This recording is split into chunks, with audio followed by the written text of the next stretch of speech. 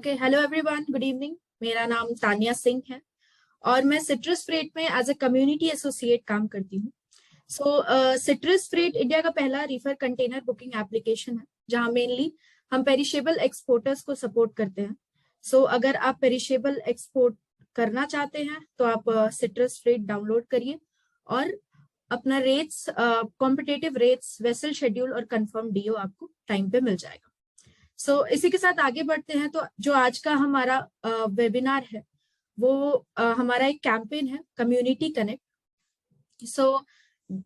इसमें हमने ये कम्युनिटी कनेक्ट इसलिए स्टार्ट किया था कि जो हमारे एक्सपोर्टर हैं उनको कैसे इनहांस एंड उनकी जो एक्सपोर्ट जर्नी है उसको कैसे हम एम्पावर कर सकें।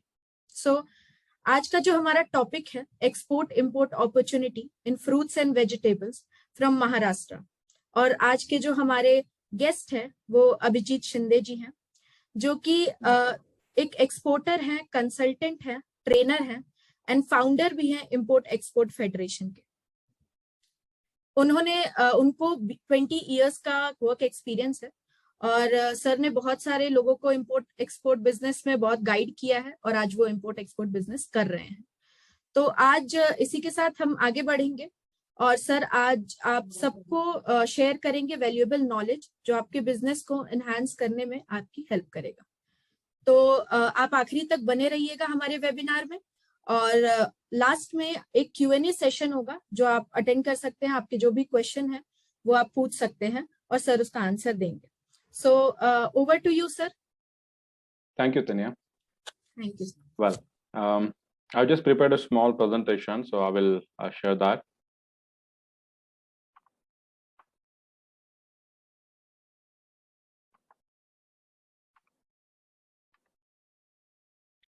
Many people are still joining, so let's have a little introduction till that time. Well, as Tanya said, my name is Abhijit Shinde, and we will be discussing about how to start export and what are the export opportunities especially in fruits and vegetables from Maharashtra. Well, so I welcome you all again.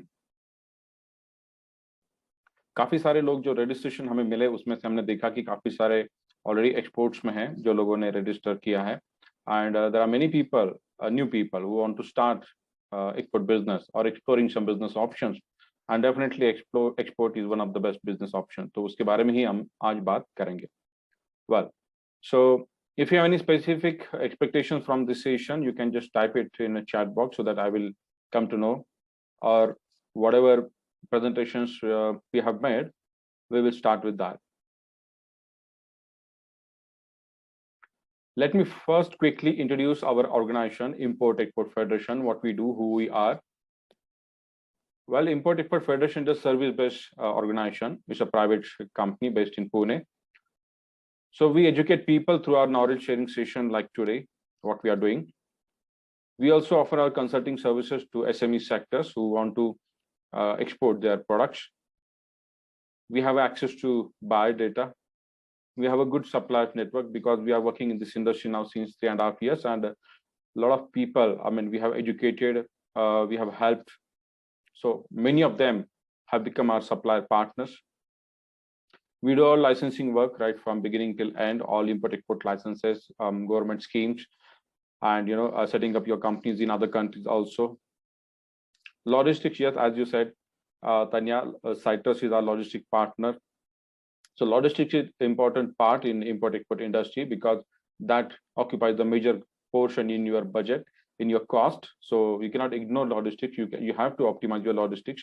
So it is very important from that point of view. We also conduct live export training programs on JNPT port. We also have a monthly training program in Dubai because we have operations in Dubai. We ourselves export to Dubai market, and many of our associate students are exporting to UAE market and re-exporting from there. So we have a good team there now. We also offer financial advisory services because export is easy to start, but it's not easy to grow in export business.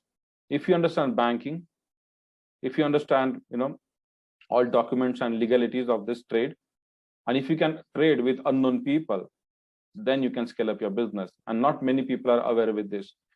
people are trying to do trade with their own financial. That's fine initially to start with, of course, because nobody else will offer you funding to try something. तो आपको ही खुद के पैसे से शुरुआत करनी है अगर, लेकिन आगे अगर आपको एक्सपोर्ट बिजनेस बड़ा करना है तो आपको बैंकिंग के सिवाय पर्याय नहीं है. So we are good in that. We have a lot of banks and financial partners who do funding for export orders. Apart from this service-based company, Import-Export Federation, I have another company, Oshos Export, and through that I trade. My portfolio is also agriculture portfolio. I will explain you what I did. So my name is Abhijit Shinde. I'm an exporter consultant trainer, and I believe that many people in India doesn't know anything about export business. That's why they are not into it. If they understand this, I'm sure many will come into this, and that's what is the need of hour for India. I come from engineering and IT background, basically BA, MBA, but I worked in IT sector for 12 years. Out of India, 5 years I spent in doing my consulting assignments, IT management consulting, then 6 years in other businesses, and last 3.5 years I'm into import-export consulting as well as trading. Well, so about my portfolio, so this is my portfolio personally, because I come from an agriculture family background. मैं किसान परिवार से हूँ, तो ये सारे product जो मेरे घर में उगते हैं, लेट्स से कि प्याज है, पोमोग्रेनेट है, ये लेमन है, ये मेरे घर में आता है, मेरे फार्म में भी आते हैं, तो मैंने वहां से शुरुआत की. तो fruits, vegetables, spices we have done, grains, wheat flour, rice, jaggery, ये सब मैंने खुद किया हुआ है. Processed food we are trying, but we did sampling and lot of things in that. Jaggery मैंने किया है, बाकी कुछ प्रोडक्ट के ऊपर भी हमने काम किया है. So we are on to panel of many institutions, like they invite us to educate people, and like Startup Pune and Startup India, they also invite us to educate the startups on this industry. Like government organizations, we work closely with like DGFT, Masam, and we have conducted some seminars along with them. These are the success stories, and so our students export consignments, onion. A lot of people are into also import, because if you see India's numbers, import is a bigger business than export currently. So a lot of people are into import, and many of our students are into this kind of products. Supreme is our own brand of Oshos Export, and we have exported this wheat flour, fine wheat flour, whole wheat flour, matlab atta, chakki atta, maida, then Sona Masuri rice and jaggery. So this is how containers are prepared and sent. In perishable, this is our consignment of chilies, one of the top and favorite products. Pomegranate, again, one of the biggest product of Maharashtra. Apart from this, what different we did, I personally have done one livestock consignment also, because I have a stud farm. We also trade horses locally in India, my family. So we have done this consignment to Sri Lanka, in 2019. So you can see this is my actually first consignment. That's where I got the confidence. बाकी तो हम लोग commodity की बात कर रहे हैं, लेकिन अगर जिंदा जानवर भी हम लोग export कर पाते हैं, again this is a restricted product. You need a ministry's permission and a lot of hassle, and it took 4 to 5 months, but still we did it because we wanted to do it. It was our product. So that gave me confidence. If I could do this, I can do anything. And all of my brothers and sisters can also do this, because import-export is just a matter of logistics. Business fundamentals are still same. आपको यहाँ भी product बेचना है, वहां पे भी product बेचना है. अगर आपको बीच में लॉजिस्टिक्स और सारा बैंकिंग डॉक्यूमेंट सिस्टम समझता है, then you can trade with many people, many countries. Well, let's come to fruits and vegetables, especially इसमें क्या हो सकता है, कैसे हो सकता है. Before jumping on to business and the opportunities, let's know how to start, क्योंकि वहां पे काफी सारे नए लोग मेरे यहाँ पे दिख रहे हैं कि जिनको इस इंडस्ट्री का एक्चुअल एक्सपीरियंस नहीं है, but they are about to start. So what should be the strategy for them? It is very important, so let's learn that quickly. The first is the initiation stage. In this you will get complete knowledge of import-export industry. It is most advisable, क्योंकि अभी business करना इतना आसान तो नहीं है. कोई भी बिजनेस हो, आप ये बिजनेस हो या कोई लोकल बिजनेस आपको करना है किसी भी इंडस्ट्री में, but we advise that you learn it from experts, so that you don't waste your time and money, है ना. तो काफी सारे लोगों को लगता है कि अभी मैंने हो गया, मेरा डिग्री है मेरे पास, मैं कर लूंगा, सब कुछ मुझे पता है, मेरे घर में बैकग्राउंड है, और फिर वो नई चीज कुछ करने जाते हैं and they burn their hands. मैंने भी किया है वो। उसके बाद मैंने बिजनेस को ढूंढा, सब कुछ सीखा, और उसके बाद मैं यहाँ तक पहुंचा हूँ लास्ट 3 साल में, you know. So knowledge, getting knowledge is very important. The first step is that.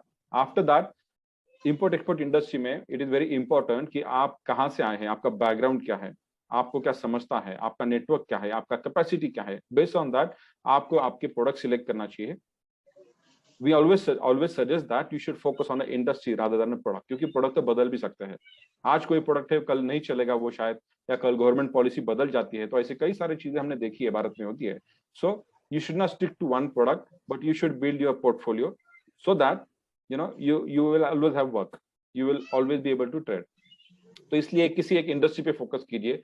आज हम लोग जैसे एग्रीकल्चर की बात करें, एग्रीकल्चर में भी अलग अलग सेक्टर्स है, जैसे कि फ्रेश फ्रूट्स वेजिटेबल्स एक सेक्टर है, पेरिशेबल मतलब वो बोल सकते हैं हम उसको, नॉन पेरिशेबल एक अलग कैटेगरी है जिसमें ग्रेन्स वगैरह, सेरेल्स वगैरह सारे प्रोडक्ट्स आते हैं, जैसे कि राइस, चावल, राइस, व्हीट एंड पल्सेस वगैरह। उसके बाद प्रोसेस फूड भी आता है, फ्रोजन प्रोडक्ट्स है, यूसेस पल्प्स है, स्पाइसेस अलग कैटेगरी है। तो अलग अलग सेक्टर्स एग्रीकल्चर में है, तो उसमें से हम लोग आज फ्रूट्स एंड वेजिटेबल की बात करेंगे। सो looking at your background and your strength, your likings, your capabilities, you should select your product. Then obviously for that product, then to export, आपको कौन सी टाइप के लाइसेंसेस लगेंगे, आपको कंपनी कैसी फॉर्म करनी है, या अगर ऑलरेडी है तो कौन से लाइसेंसेस लगेंगे, जैसे कि importer exporter code, IC licence, that's one thing. फिर बाकी फिर आपको बैंक अकाउंट्स वगैरह या पोर्ट रजिस्ट्रेशन करना पड़ेगा, या आरसीएमसी लेना पड़ेगा। These are basic licences your company will need. Company हो गया पैरेलली। तो प्रोडक्ट सिलेक्ट करने के बाद आपको ये देखना है कि जो प्रोडक्ट मैंने सिलेक्ट किया है, लेट्स से कि ऑनियन है, महाराष्ट्र का टॉप का प्रोडक्ट है, अब आपको करना है कि उसका मार्केट एनालिसिस, कि ये प्रोडक्ट कौन कौन से मार्केट में ऑलरेडी जा रहा है, ये प्रोडक्ट कौन कौन से कंट्री में जा रहा है। तो आज आप लोग सब यहाँ पे आए हैं कि what are the opportunities in import export, है ना, import export fruits and vegetables के बारे में जानने के लिए।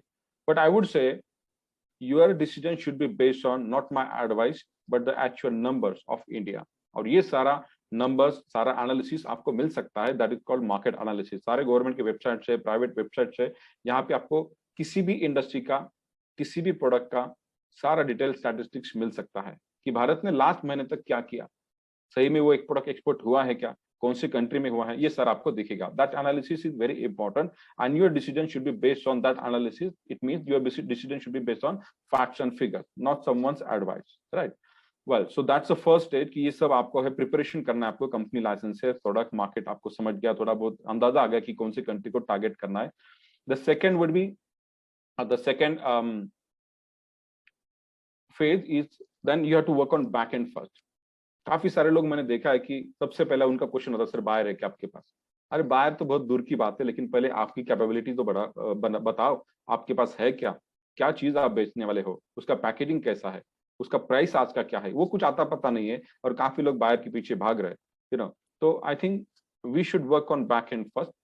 उसमें आपका प्रोडक्ट सोर्सिंग, जो प्रोडक्ट आपने फाइनलाइज किया है, फिर उसके सोर्सेस कहाँ कहाँ पे है, उसका प्रोडक्शन कहाँ पे होता है, कौन से बड़े मार्केट्स है। अगर एग्रीकल्चर प्रोडक्ट है तो सारे एपीएमसी में मिलते हैं, तो कौन कौन से बड़े टॉप के एपीएमसी है, वहां पे क्या रेट मिलता है। आपको वो नेटवर्क बिल्ड करना चाहिए कि आपके साथ कुछ अच्छे सप्लायर्स आपके पास हो, और वो आपको जेन्युइन रेट्स दे और आपके लिए अच्छा काम करे, जो ऑलरेडी एक्सपीरियंस है एक्सपोर्ट में, उन्हीं सप्लायर के साथ आपको काम करना चाहिए, है ना। तो सोर्सिंग नेटवर्क आपको बिल्ड करना पड़ेगा, वो क्योंकि उनकी जरूरत आपको कभी ना कभी पड़ेगी। एक्सपोर्ट तो ऐसा है नहीं कि प्याज का ऑर्डर आया तो मैं अभी ढूंढने जाऊँ कि प्याज कहाँ मिलेगा, फार्मर्स के पास जाओ। तो generally we do not go to the farmers, क्योंकि उस लेवल पे डीलिंग करना, निगोशिएशन करना, पैकेजिंग वगैरह करना, लॉजिस्टिक्स मैनेज करना, शायद एक्सपोर्टर को बहुत टाइम जाएगा उसमें। इसलिए हम लोग प्रॉपर प्रोफेशनल सप्लायर से ही काम करेंगे, सप्लायर के साथ ही जिनको एक्सपोर्ट का नॉलेज है और वो एक्सपोर्ट का काम ऑलरेडी कर चुके हैं, है ना। तो प्रोडक्ट सोर्सिंग नेटवर्क आपको बिल्ड करना है। उसके बाद मार्केट का नेटवर्क आपको होना चाहिए, कुछ ना कुछ नेटवर्क आपके पास होना चाहिए, जैसे कि बाकी एक्सपोर्टर्स है, बाकी है ना, या तो जैसे प्रोडक्ट आपने, यस ओके, सो बाकी जैसे कि नेटवर्क में क्या क्या आपको चाहिए, कि जैसे सप्लायर तो हो गया, लेकिन आपको बाकी एक्सपोर्टर्स कौन है टॉप के, वो पता होना चाहिए। उनसे, उनके साथ आपको मिलना जुलना पड़ेगा, उनसे भी थोड़ा नॉलेज लेने की कोशिश कीजिए।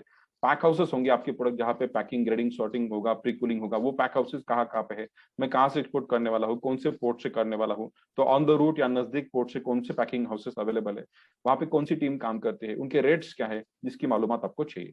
और उसके बाद मार्केट रेट्स, ऑब्वियसली इन सारे सर्विसेज की भी मार्केट रेट्स आपको पता होना चाहिए apart from your product rate. ये काफी इंपॉर्टेंट है, क्योंकि ultimately when you try to seal the deal, जब आप कोशिश करोगे ऑर्डर लेने की, तब आपका प्राइसिंग, कॉस्टिंग ही सबसे इंपॉर्टेंट होगा।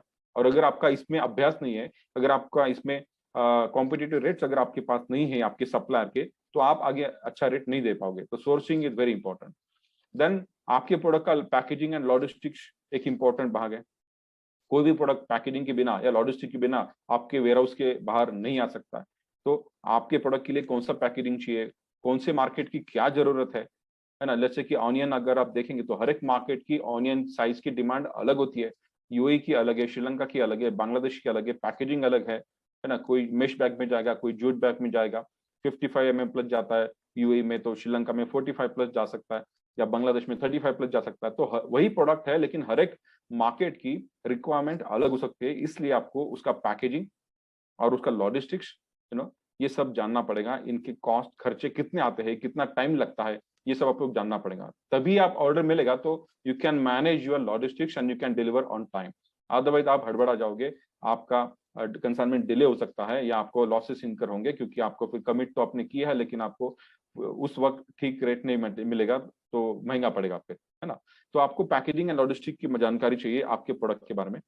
उसके बाद आपको ये सब जानने के बाद आपको पता हो गया प्रोडक्ट यहाँ पे मिलता है, ये पैकेजिंग, ये लॉजिस्टिक्स, और उस कंट्री में भेजने का इतना खर्चा है। अब जैसे कि लॉजिस्टिक्स है, तो हमारे जो साइट्रस है, they are our logistic partner, तो they can give you good rates about containers, और जो भी आपको एडवाइस कर सकते हैं कि what is the best for you.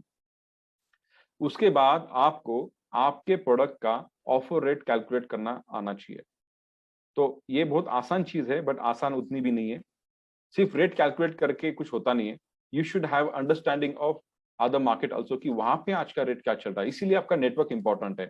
अगर मैं किसी प्रोडक्ट में आज काम करता हूँ, जैसे ऑनियन में, तो मेरे पास कम से कम 5 कंट्री के रेट तो होते हैं, जैसे कि यूएई है, श्रीलंका है, बांग्लादेश है, वरना कतार में कुछ लोग है, ओमान में। तो हमने ये नेटवर्क बिल्ड करके रखा है कि वहां से हम एक फोन कॉल करेंगे या मैसेज भेजेंगे, तो इमीडिएटली मुझे वहां का आज का रेट क्या चल रहा है ये मिल सकता है ना। उसके बाद ये क्यों चाहिए, क्योंकि जो कॉस्टिंग हमने निकाला है वो हम ऑफर करने वाले हैं, adding our profit margin and other things. तो इज इट फिजिबल और नॉट, वो तो हमें पता होना चाहिए। अगर हमें कुछ मार्केट के बारे में पता नहीं है, रेट्स पता नहीं है, वहां के रेट पता नहीं है, तो हम लोग एक तरह से अंधेरे में तीर चला रहे हैं।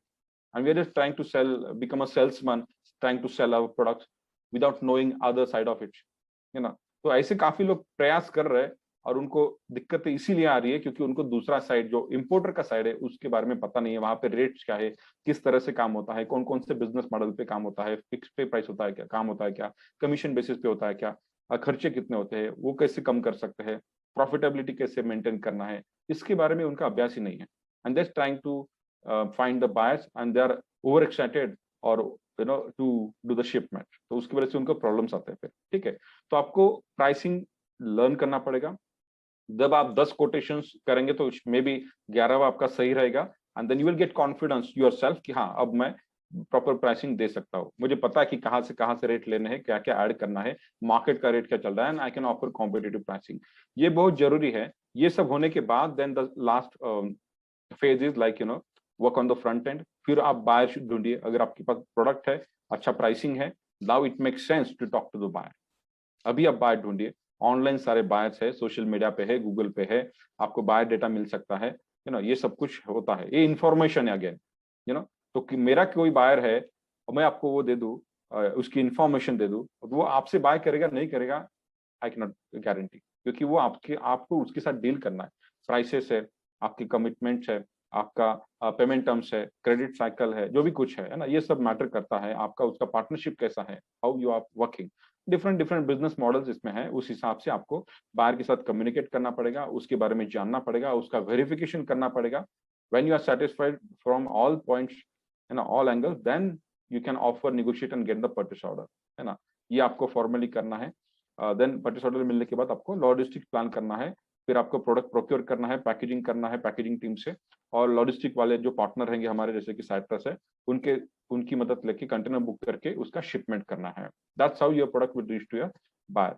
तो ये सारे 3 फेजेस पे काम करना पड़ेगा आपको, ऐसा मुझे लगता है। वेल, तो ये होने के बाद अगर आप देखेंगे तो सबसे इंपॉर्टेंट इसमें है कि एक्सपोर्ट का नॉलेज जो शुरुआत में है उसके बारे में क्विकली हम लोग जानेंगे, क्योंकि कुछ लोग नए हैं कि एक्सपोर्ट होता कैसे है। तो अगर आप देखेंगे तो लेट्स से कि ये एक तरफ है, हम लोग बैठे हैं एक्सपोर्टर, और दूसरे साइड में इंपोर्टर्स हैं। How our goods are reaching to importers, वो हमको देखना है, इसे ही हम लोग एक्सपोर्ट साइकिल बोलते हैं। सबसे पहले तो आप कंपनी फॉर्म करोगे, लाइसेंसेस लिए, वेबसाइट बनाया, मार्केटिंग किया एंड परचेस ऑर्डर लिया आपने। परचेस ऑर्डर मिलने के बाद आपका एक्चुअल काम शुरू होने वाला है। परचेस ऑर्डर मिलने तक जो भी आप करने वाले हैं, that's your homework and you need to do lot of homework. इतना आसान नहीं है मार्केट में। वैसे तो अनवेरीफाइड बायर के तो ऑर्डर्स आपको बहुत मिलेंगे, but there is no point in dealing with that, right. तो लेट्स से कि सबसे पहले आपको ऑर्डर मिला, लेट्स से कि आपको राइस का ऑर्डर मिला एक कंटेनर का, और उसका वैल्यू है लेट्स से $10,000। फिर आप क्या करेंगे, आप उसको प्रोफार्मा इनवॉइस देंगे आपके कस्टमर्स को। You will acknowledge the invoice, और मे बी आपको फॉर एन एग्जांपल उसने 50% एडवांस दिया और 50% वो 30 दिन के बाद देने वाला है। Just assume for this order, it means उसने $5,000 आपको आपके इनवॉइस के अगेंस्ट उसके अकाउंट से आपके अकाउंट में भेज दिए, है ना। It means you got advance in your bank and your order is confirm. उसके बाद आप क्या करोगे, सबसे पहले आप कंटेनर बुक करोगे, जो भी आपके लॉजिस्टिक पार्टनर्स रहेंगे, जैसे कि साइट्रस से, भाई ये ऑर्डर मुझे जैसे मुंबई से दुबई जबेल अली मुझे ये कंटेनर राइस का भेजना है, मुझे 20 फीट ड्राई कंटेनर चाहिए। They will book a container for you, और वो बताएंगे आपको कि कौन से CFS में कंटेनर रखा है, और आपको वहां पे आपका प्रोडक्ट लेके आना है, राइट। तो कंटेनर का होने के बाद, बुक करने होने के बाद, आपको जो सप्लायर आपका रहेगा, राइस मिल हो या कोई ट्रेडर हो, उससे आप प्रोडक्ट बाय करोगे, पैकेजिंग वगैरह उसका हो जाएगा। उसके बाद वो प्रोडक्ट आएगा आपके CFS में, वहां पे आपका कस्टम क्लियरेंस हो जाएगा, आपका शिपिंग बिल वगैरह भर दिया जाएगा। जो आपका एजेंट है, कस्टम हाउस एजेंसी, वो आपका सारा कस्टम हाउस कस्टम क्लियरेंस का काम कर लेगा, आपका शिपिंग बिल अप्रूव करा लेगा, सारे डॉक्यूमेंट्स वो on your behalf he will file. You will have to give some document like proforma invoice आपको देना पड़ेगा, पैकेजिंग लिस्ट देना पड़ेगा। बाकी डॉक्यूमेंट्स आप भी करा सकते हैं, लेकिन CHA भी करा सकता है, जैसे कि सर्टिफिकेट ऑफ ओरिजिन हो गया आपका, और कुछ इंश्योरेंसेस हो गए कार्गो के, या कुछ और टेस्ट रिपोर्ट चाहिए, फाइटो सर्टिफिकेट चाहिए, फ्यूमिगेशन सर्टिफिकेट चाहिए। वो प्रोडक्ट स्पेसिफिक सर्टिफिकेट है, कुछ प्रोडक्ट को लगेंगे, कुछ प्रोडक्ट को नहीं लगेंगे, बट मोस्टली एग्रीकल्चर प्रोडक्ट्स के लिए आपको फाइटो सैनिटरी सर्टिफिकेट लगता है, ठीक है। जो भी कस्टम क्लियरेंस की प्रोसीजर्स होगी, वो आपका CHA can advise you, he can do it, but you should know as exporter कि वो क्या क्या काम करने वाला है, और उसकी सही प्राइस कीमत क्या है, और वो अपने को कितना चार्ज कर रहा है उसके सर्विसेज की, that you should no. Once your custom clearance is done, then your container, जो अभी आपका कार्गो जो कंटेनर में भरा हुआ है, जो आपका प्रोडक्ट कंटेनर में भरा हुआ है, वो कंटेनर आपका जाएगा पोर्ट पे। पोर्ट पे आपका कंटेनर किया जाएगा ऑन बोर्ड। जैसे ही आपका कंटेनर ऑन बोर्ड होगा, आपको मिलेगा उसका रिसिप्ट, उसको बोलते हैं बिल ऑफ लैडिंग। सारे इंपोर्ट एक्सपोर्ट में अगर सबसे इंपॉर्टेंट कोई डॉक्यूमेंट है तो that is a BL, bill of lading. Bill of lading मिला मतलब आपका एक्सपोर्ट हो गया, ठीक है। वो मिलने के बाद वेसल विल सेल, मतलब वेसल अपने पोर्ट से दूसरे कंट्री के पोर्ट पे चली जाएगी, राइट। अब सारा कंसर्न, सारा कस्टम क्लियरेंस तो हो गया, किसने किया, आपकी CHA ने। तो CHA क्या करेगा, सारे कस्टम क्लियरेंस के डॉक्यूमेंट्स इंक्लूडिंग दैट BL जो रिसिप्ट है, आपको हार्ड कॉपी लाके देगा। अब आपके पास डॉक्यूमेंट है और कार्गो अभी चला गया दूसरे कंट्री के पोर्ट पर, है ना। उस कंट्री के पोर्ट पर वो अराइव हो जाएगा कार्गो, उसको अनलोड करके उसके CFS में रखेंगे, और उसको एक नोटिस जाएगा इंपोर्टर को कि तुम्हारा कंसाइनमेंट क्लियर करा लो, है ना। तो उसको नोटिस गया, तो भाई इंपोर्टर को कंसाइनमेंट क्लियर करना है, तो उसको चाहिए ओरिजिनल डॉक्यूमेंट। वो किसके पास है, एक्सपोर्टर के पास है।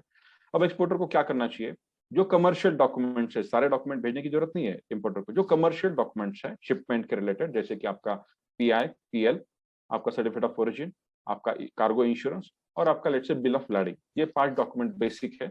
या डॉक्यूमेंट्स आपको इंपोर्टर को भेजने हैं। आप कैसे भेजेंगे, तो रूल के हिसाब से, जो ICC का, जो RBI का रूल है, you should send document through bank. तो आप ये सारे डॉक्यूमेंट बैंक में जमा करेंगे, जिसमें आपका बैंक अकाउंट है, और आपके बैंक को रिक्वेस्ट करेंगे कि प्लीज ये डॉक्यूमेंट इंपोर्टर के बैंक को भेज दीजिए। उसका एड्रेस वगैरह आप पहले ही इंपोर्टर से ले लोगे, ठीक है। इस तरह से अपने शिपमेंट होने के बाद सारे डॉक्यूमेंट, उसमें से कमर्शियल डॉक्यूमेंट्स हमने हमारे बैंक में जमा किए, हमारे बैंक ने डॉक्यूमेंट वेरीफाई करके इंपोर्टर के बैंक को भेज दिया। इंपोर्टर आएगा, डॉक्यूमेंट्स क्लियर करा लेगा, लेकिन अगर उसका जो बोला है उसने कि भाई 50% मैं आपको एडवांस दूंगा और 50% क्रेडिट 30 दिन के बाद दूंगा, मतलब यहाँ पे आके वो डॉक्यूमेंट एक्सेप्ट करेगा, तो he will sign on some bill of exchange kind of document in bank, और वो डॉक्यूमेंट लेके जाएगा। वो डॉक्यूमेंट लेके गया मतलब वो अभी क्या करेगा, वो अभी अपना पहले तो अपना कस्टम क्लियरेंस कर लेगा, मतलब सीएचई को डॉक्यूमेंट दे देगा वो अपने, सीएचई उसका बिल ऑफ एंट्री फाइल कर लेगा। वहां पे उसको फिर ड्यूटी टैक्सेस भरने पड़ेंगे, जिस उस प्रोडक्ट पे उस कंट्री में जितना टैक्सेस है या जितना ड्यूटी है उतना इंपोर्टर को भरना पड़ेगा। वो भरने के बाद उसका कंटेनर रिलीज हो जाएगा और he can take his container to his warehouse. इस तरह से अपना कार्गो जो अपने वेयर हाउस से निकला था वो अभी बायर के वेयर हाउस तक पहुंचा। ऑन दिस साइड जो भी पैसे 30 दिन के अंदर या 30वें दिन में जो उसका 50,000 रुपीज पेमेंट बचा था, he should come to the bank and he should deposit that, या तो फिर वो ऑनलाइन ट्रांसफर कर लेगा। तो उसने वो बैंक में पैसे दिए, बैंक उसके बैंक से थ्रू पैसे हमारे बैंक में आए और हमारे बैंक से पैसे हमारे अकाउंट में आएंगे। So this is export cycle, basic export cycle है ना।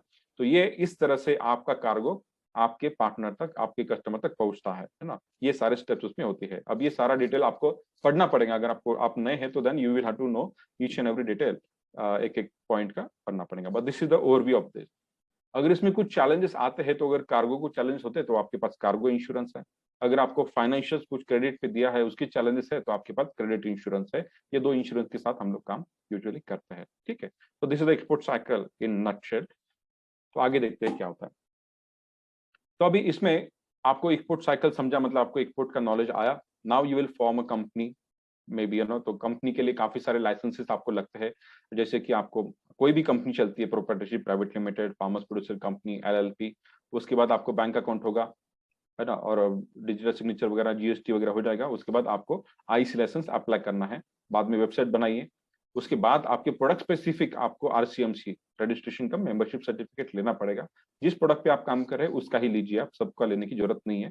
तो ये सारे काम आपके 10 से 15 दिन में भी हो जाते हैं अगर आपके डॉक्यूमेंट्स इन प्लेस, सारे डॉक्यूमेंट प्रॉपरली है तो, है ना। ये सारा लाइसेंसिंग का काम फेडरेशन में भी हो सकता है। अगर आपको कोई हेल्प चाहिए तो आप हमारे ऑफिस में कॉल करके you can get all this licences done well. तो वो कोई बड़ी बात नहीं है, एक दो हफ्ते में भी आपका सारा लाइसेंसिंग हो जाएगा।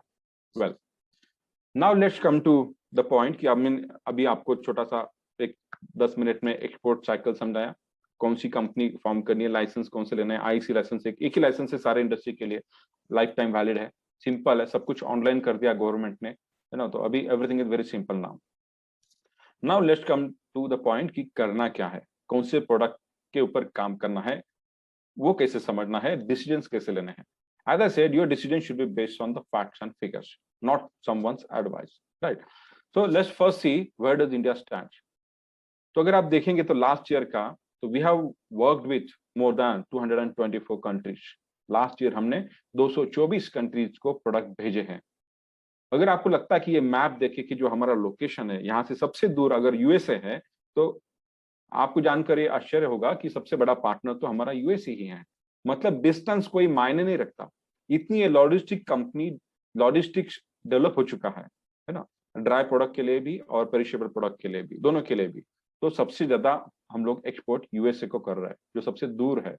तो ये मैं आपको दिखाना चाहता हूँ कि इंपोर्ट एक्सपोर्ट कई सदियों से चल रहा है। It's not in new business, people came to India for some product, तब से इंपोर्ट एक्सपोर्ट चल रहा है, राइट। और इंडिया ने अगर आप देखेंगे तो 4,500 से भी ज्यादा प्रोडक्ट हमने एक्सपोर्ट किए लास्ट फाइनेंशियल ईयर में, you know. So that shows our strength कि हमारे प्रोडक्ट वर्ल्ड वाइड एक्सेप्टेड है ना, और हमारे नंबर्स भी काफी बड़े हैं।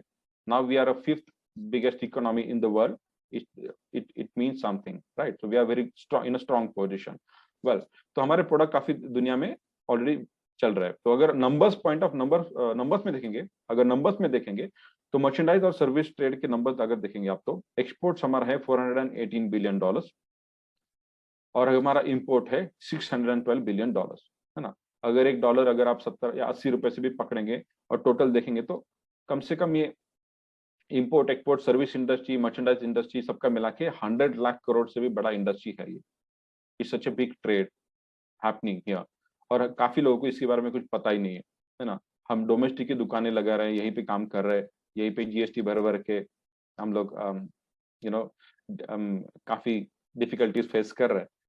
बट एक्सपोर्ट की तरफ काफी लोग देख नहीं रहे क्योंकि उनको पता नहीं है इसके बारे में, इंडस्ट्री के बारे में, कि क्या गवर्नमेंट करना चाहती है, क्या गवर्नमेंट बेनिफिट ऑफर करती है एक्सपोर्ट में, इसके बारे में उनको पता नहीं है। तो there are lot of benefits government is offering to reduce this deficit. क्या डिफिसिट है अगर आप देखेंगे तो एक्सपोर्ट हमारा $418 बिलियन है और इम्पोर्ट $612 बिलियन। मतलब हम लोग कमा रहे 1 रुपया, खर्च कर रहे ₹1.5।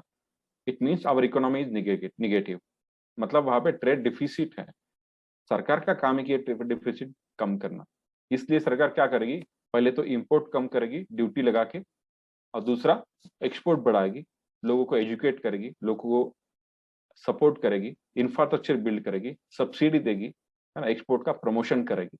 तो काफी सारे स्कीम्स एक्सपोर्टर्स के लिए है ना। तो दैट इज द पर्पज। ये काफी बड़ा पोर्टफोलियो है इंडिया का, और ये आपको जानना चाहिए। नंबर, भले आप किसी भी इंडस्ट्री से आओ, किसी भी बिजनेस में काम करो, बट आपके बिजनेस में कुछ पार्ट इंटरनेशनल ट्रेड का होना ही चाहिए, राइट।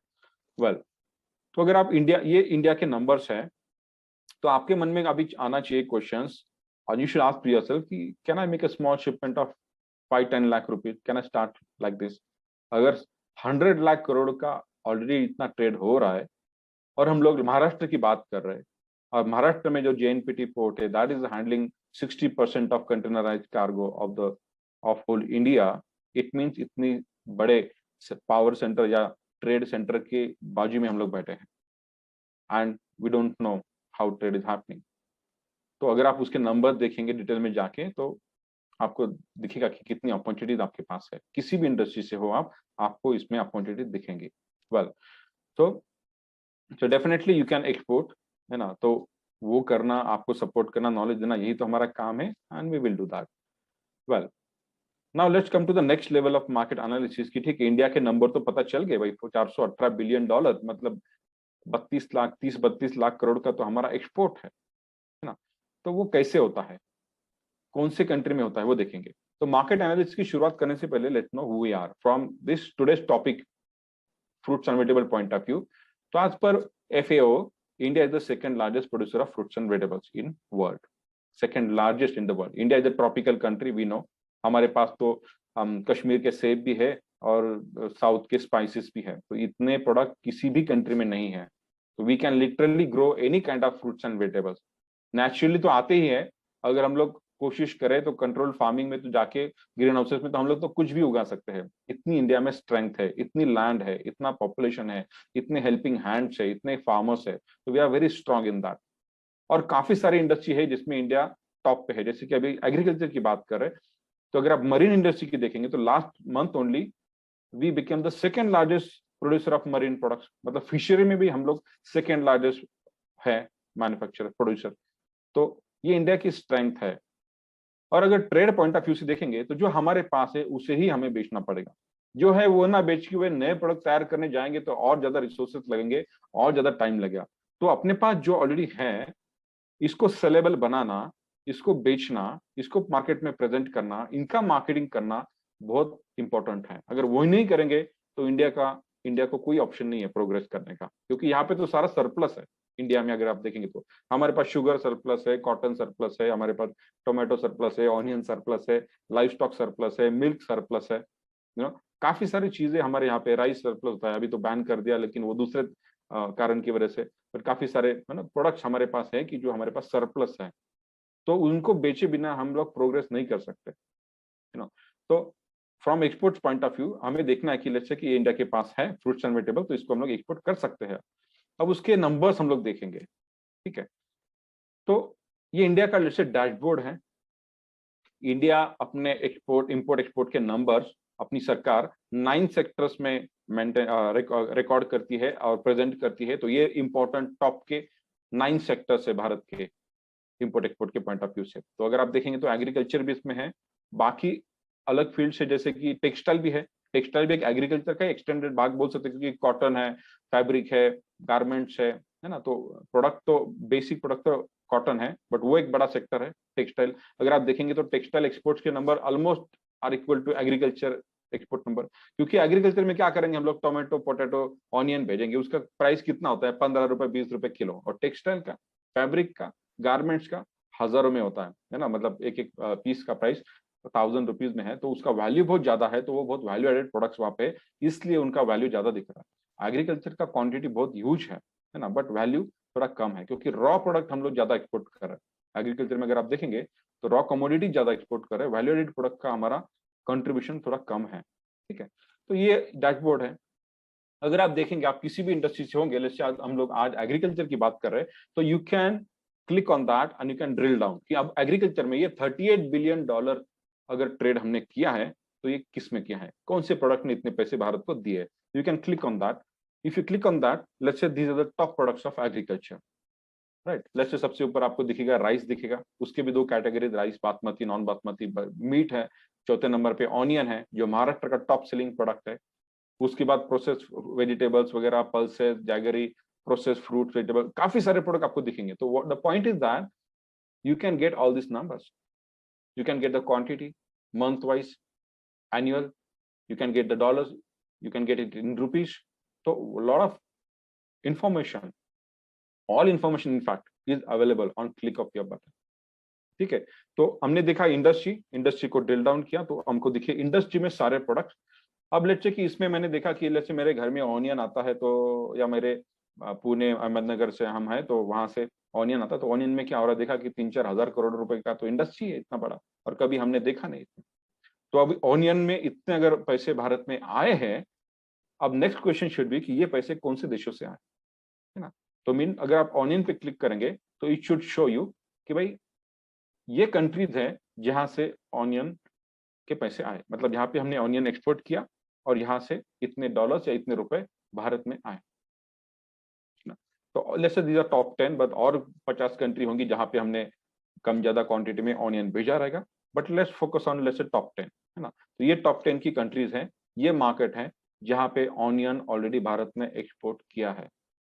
तो हमें ये देखना है कि भाई अब ये इतने इतने प्रोडक्ट अगर एक्सपोर्ट हुए, ये प्रोडक्ट एक्सपोर्ट हुआ इतने सारे देशों में, तो इस देश में अगर इतने इतने क्वांटिटी का ऑनियन गया और इतने डॉलर्स वहां से आए, तो हु बॉट दिस, ये सारा इन्फॉर्मेशन आपको मिल सकता है। Now they are your real buyer.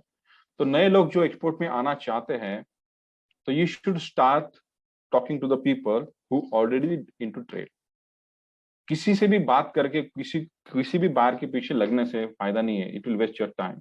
तो ऑलवेज सी द रिकॉर्ड, सारा shipment data, custom data available होता है, या ऑलरेडी जो लोग ट्रेड में है उनसे ही काम करें, so that they know what is happening actually. तो they are your ultimately buyer. अब उनके साथ काम करके, बात करके, उनको अपने प्रोडक्ट प्रपोज करना, अपना कंपनी का इंफॉर्मेशन देना, फिर प्राइस ऑफर करना और डील सील करना, दैट्स योर बिजनेस स्केल।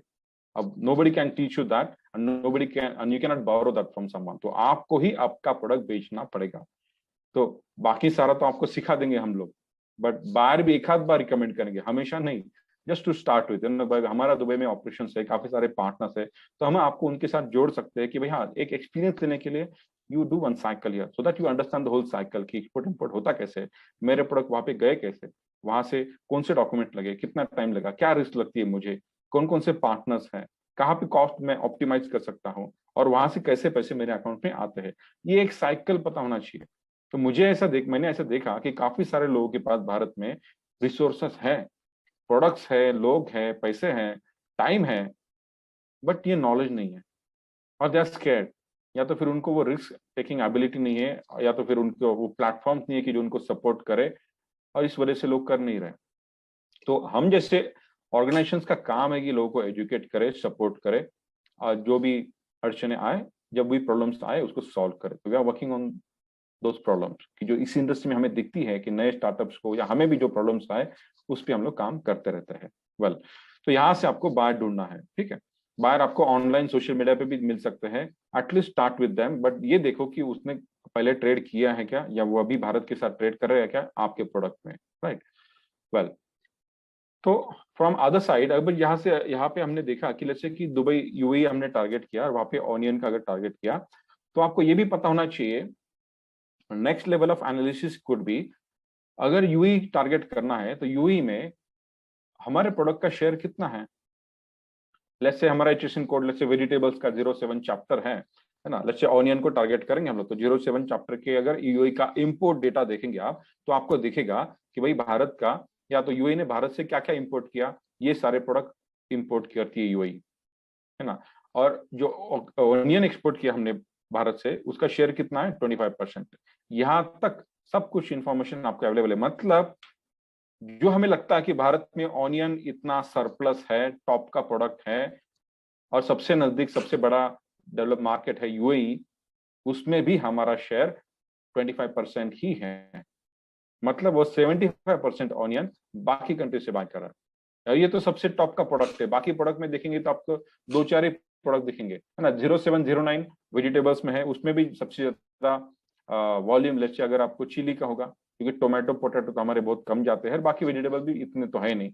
तो वेजिटेबल्स 0709 अगर देखेंगे आप चिली, तो उसका 34% अपना शेयर है यूएई के मार्केट में। ये सबसे नजदीक मार्केट है भारत का, है ना। अगर इतने बड़े कृषि प्रधान भारत हो, इतना बड़ा मार्केट नजदीक है, बट उतने हमारा शेयर लिमिटेड है और बढ़ नहीं रहा है, तो मतलब कुछ तो करने की हमें और जरूरत है। क्या जरूरत है, वो हमें रिसर्च करना पड़ेगा। अवेलेबिलिटी हो सकती है, रेट्स हो सकते हैं, पैकेजिंग हो सकता है, ब्रांडिंग हो सकता है, क्वालिटी हो सकती है, ऑन टाइम डिलीवरी हो सकती है ना। ये सारी चीजें हैं कि जो हमें करनी पड़ेंगी। और यूएई तो छोटा सा मार्केट है, यूएई का इकोनॉमिक्स भी समझना पड़ेगा। भाई यूएई से मटेरियल जा कर रहा है, री एक्सपोर्ट हो रहा है, तो कौन कौन सी कंट्री में हो रहा है, तो उस कंट्री में भी जाके हमें एक्सप्लोर करना पड़ेगा। तो ये सारे मार्केट के डायनेमिक्स है आगे के, वो आपको जानने पड़ेंगे। But what I am trying to say कि इस लेवल का मार्केट एनालिसिस हर प्रोडक्ट का, हर इंडस्ट्री का अवेलेबल है, वो आपके पास चाहिए, राइट। तो अगर किसी भी प्रोडक्ट का, ये 07 चैप्टर है, वैसे ही 08 देखेंगे, क्योंकि आज हम लोग फ्रूट्स एंड वेजिटेबल की बात कर रहे हैं, तो फ्रूट्स भी काफी बड़ा पोर्टफोलियो है। लेट्स उसमें से एक बनाना अगर आप देखेंगे, तो यूएई में देखेंगे आप, तो हमारा 27% शेयर है। मतलब 63% banana they are buying from other countries. तो वो कंट्री कौन सी है, कौन से टाइप का बनाना आता है, उनका प्राइसिंग क्या है, हमारा प्राइसिंग क्या है, या उनके सीजन्स क्या है, हमारे सीजन्स क्या है, ये सब कुछ देखना पड़ेगा। Then you can take proper business decision, right. और ये मार्केट सब डिमांड सप्लाई पे चल रहा है, nobody can control it also. तो आपको पहले मार्केट समझना पड़ेगा, उसमें उसके बाद ट्रेडिंग प्रैक्टिसेस समझने पड़ेंगे, फिर लोगों से बात करनी पड़ेगी, and then you can seal the deal, right. तो बट ये सब अवेलेबल है। और हमारे जो सक्सेस स्टोरीज अगर फेडरेशन के देखेंगे, तो 400 500 कंटेनर्स उन्होंने किए हैं। तो वो जीरो से स्टार्ट हुए, fresh graduates without having any trading background, वो भी अगर एक्सपोर्ट कर सकते हैं, मतलब पूरा भारत एक्सपोर्ट कर सकता है। And we have proved it not once but many times. Well, so just have that confidence that कि ये सब एक्सपोर्ट हो रहा है। आपके पास नजदीक भी कुछ प्रोडक्ट्स हो सकते हैं, वो भी आप एक्सपोर्ट कर सकते हैं। इतना कॉन्फिडेंस खुद में रखो और फिर नॉलेज लेना शुरू करो। वेल, अब इसमें आपको लगेगा कि अपॉर्चुनिटी क्या है सर। तो जो अभी डिस्कस की हमने कि गैप जो दिख रहा है यहाँ पे परसेंटेज का, कि हमारा शेयर इतना ही परसेंट है, वही अपॉर्चुनिटी है। अगर आप देखेंगे कि 08 प्रोडक्ट का, लेट्स से वर्ल्ड का स्टैटिस्टिक्स देखेंगे, 08 चैप्टर जो फ्रूट्स का चैप्टर है, वेजिटेबल फ्रूट्स का, वर्ल्ड का स्टैटिस्टिक्स देखेंगे, तो पूरे वर्ल्ड में 1429 बिलियन डॉलर्स का ट्रेड हुआ, उसमें इंडिया आता है 26। और हमारा शेयर कितना है वर्ल्ड ट्रेड में 08 चैप्टर का? 1%। तो कृषि प्रधान भारत देश जो सेकंड नंबर पे प्रोडक्शन में फ्रूट्स एंड वेजिटेबल्स में, बट एक्सपोर्ट में हमारा शेयर 1% ही है। इतना मतलब 99% इज एन अपॉर्चुनिटी, है ना। वो सब कुछ हमारा नहीं हो सकता, बट वन का एटलीस्ट, अगर आप अमेरिका को देखेंगे तो सबसे डेवलप्ड नेशन खुद को सुपर पावर बुलाता है, वो 10% है, तो वहां तक तो हम लोग पहुंच सकते हैं। 10% है मतलब आज के जो एक्सपोर्ट है उसका 10 गुना करना है। It's a big thing, right. तो मुझे लगता है कि यही अपॉर्चुनिटी है। जैसे हमने देखा कि 4000 प्रोडक्ट से भी ज्यादा प्रोडक्ट एक्सपोर्ट किए, मतलब हर एक प्रोडक्ट एक्सपोर्ट हो रहा है। आपको पता भी नहीं है कि आपके आजू बाजू में जो दिख रहा होगा ना, वो भी एक्सपोर्ट कर रहा होगा इंडिया, है ना। तो वैसा ही 07 चैप्टर का भी नंबर देखेंगे आप वेजिटेबल्स का, तो उसमें भी हमारा नंबर है 16th। और हमारा वर्ल्ड के वेजिटेबल शेयर में, ट्रेड शेयर में कितना परसेंटेज योगदान है? 1.7%, है ना। It means there are lot of opportunities. तो हमें इंप्रूव करना पड़ेगा। अब इंडिया भी बहुत बड़ी कंज्यूमर्स इकोनॉमी है, यहाँ ही पे 140 करोड़ लोग हैं, तो इसलिए इंडिया का जो प्रोडक्शन होता है वो कंजम्पशन भी हेवी है। बट फिर भी हमें लगता है ना, क्योंकि आप देखेंगे कि ऐसा कोई महीना नहीं जाएगा कि जिसमें किसानों का आंदोलन नहीं हो रहा। इसका मतलब हमें हमारे प्रोडक्ट बेचने की जरूरत है, हमें और अच्छे पैसे कमाने की जरूरत है ना। अगर भारत के पास जो प्रोडक्ट आ रहे हैं नेचुरली वो नहीं हम लोग बेच सकते, तो और क्या बेचने वाले? I don't know. वेल, ठीक है। तो I think this gap is an opportunity. Now where to start with. ये सब समझने के बाद अंदाजा तो आपको आ गया होगा कि हाँ, नंबर्स तो दिख रहे हैं, कुछ तो इंडस्ट्री में स्पेस तो दिख रही है, भारत एक्सपोर्ट भी कर रहा है और अपॉर्चुनिटी भी दिख रही है। तो I would suggest start with what we have. ये अभी अगर आप देखेंगे तो इंडिया का फ्रूट्स एंड वेजिटेबल का प्रोडक्शन है और ये नंबर्स है। अगर महाराष्ट्र की बात करेंगे तो Maharashtra is always in top 5, you know. तो फ्रूट्स में हम लोग सेकेंड है महाराष्ट्र। इतने मिलियन टन्स का 12.30 मिलियन टन्स का प्रोडक्शन किया है, और एक्सपोर्ट में भी हम लोग महाराष्ट्र नंबर 1 है, और वेजिटेबल्स में भी नंबर 1 है। तो इसमें अगर आप देखेंगे तो सबसे ज्यादा कौन से फ्रूट्स अवेलेबल है? मैंगो, बनाना, पपाया, गुआवा। ऑब्वियसली ये महाराष्ट्र में नहीं, काफी पूरे भारत में ये प्रोडक्ट होते हैं, है ना, काफी ज्यादा। बनाना महाराष्ट्र एमपी में ज्यादा है। मैंगो तो उत्तर प्रदेश में भी, बिहार में भी, उस तरफ भी आता है नॉर्थ में, और महाराष्ट्र में भी काफी मैंगो है। पपाया भी काफी जगह पे आता है, गुआवा भी उत्तर प्रदेश में भी है, महाराष्ट्र में भी है ना। तो India is the second largest producer of so many vegetables like onion, potato, green peas, tomato, cabbage, brinjal, cauliflower. इसमें हम लोग सेकंड है। और टॉप के मार्केट्स हमारे लिए अगर आप देखेंगे तो बांग्लादेश जो सबसे नजदीक है बॉर्डर पे हमारा पड़ोसी, यूएई, नेदरलैंड मतलब यूरोप, नेपाल, मलेशिया, यूके, ये टॉप के एक्सपोर्ट के डेस्टिनेशन है फॉर फ्रूट्स एंड वेजिटेबल्स।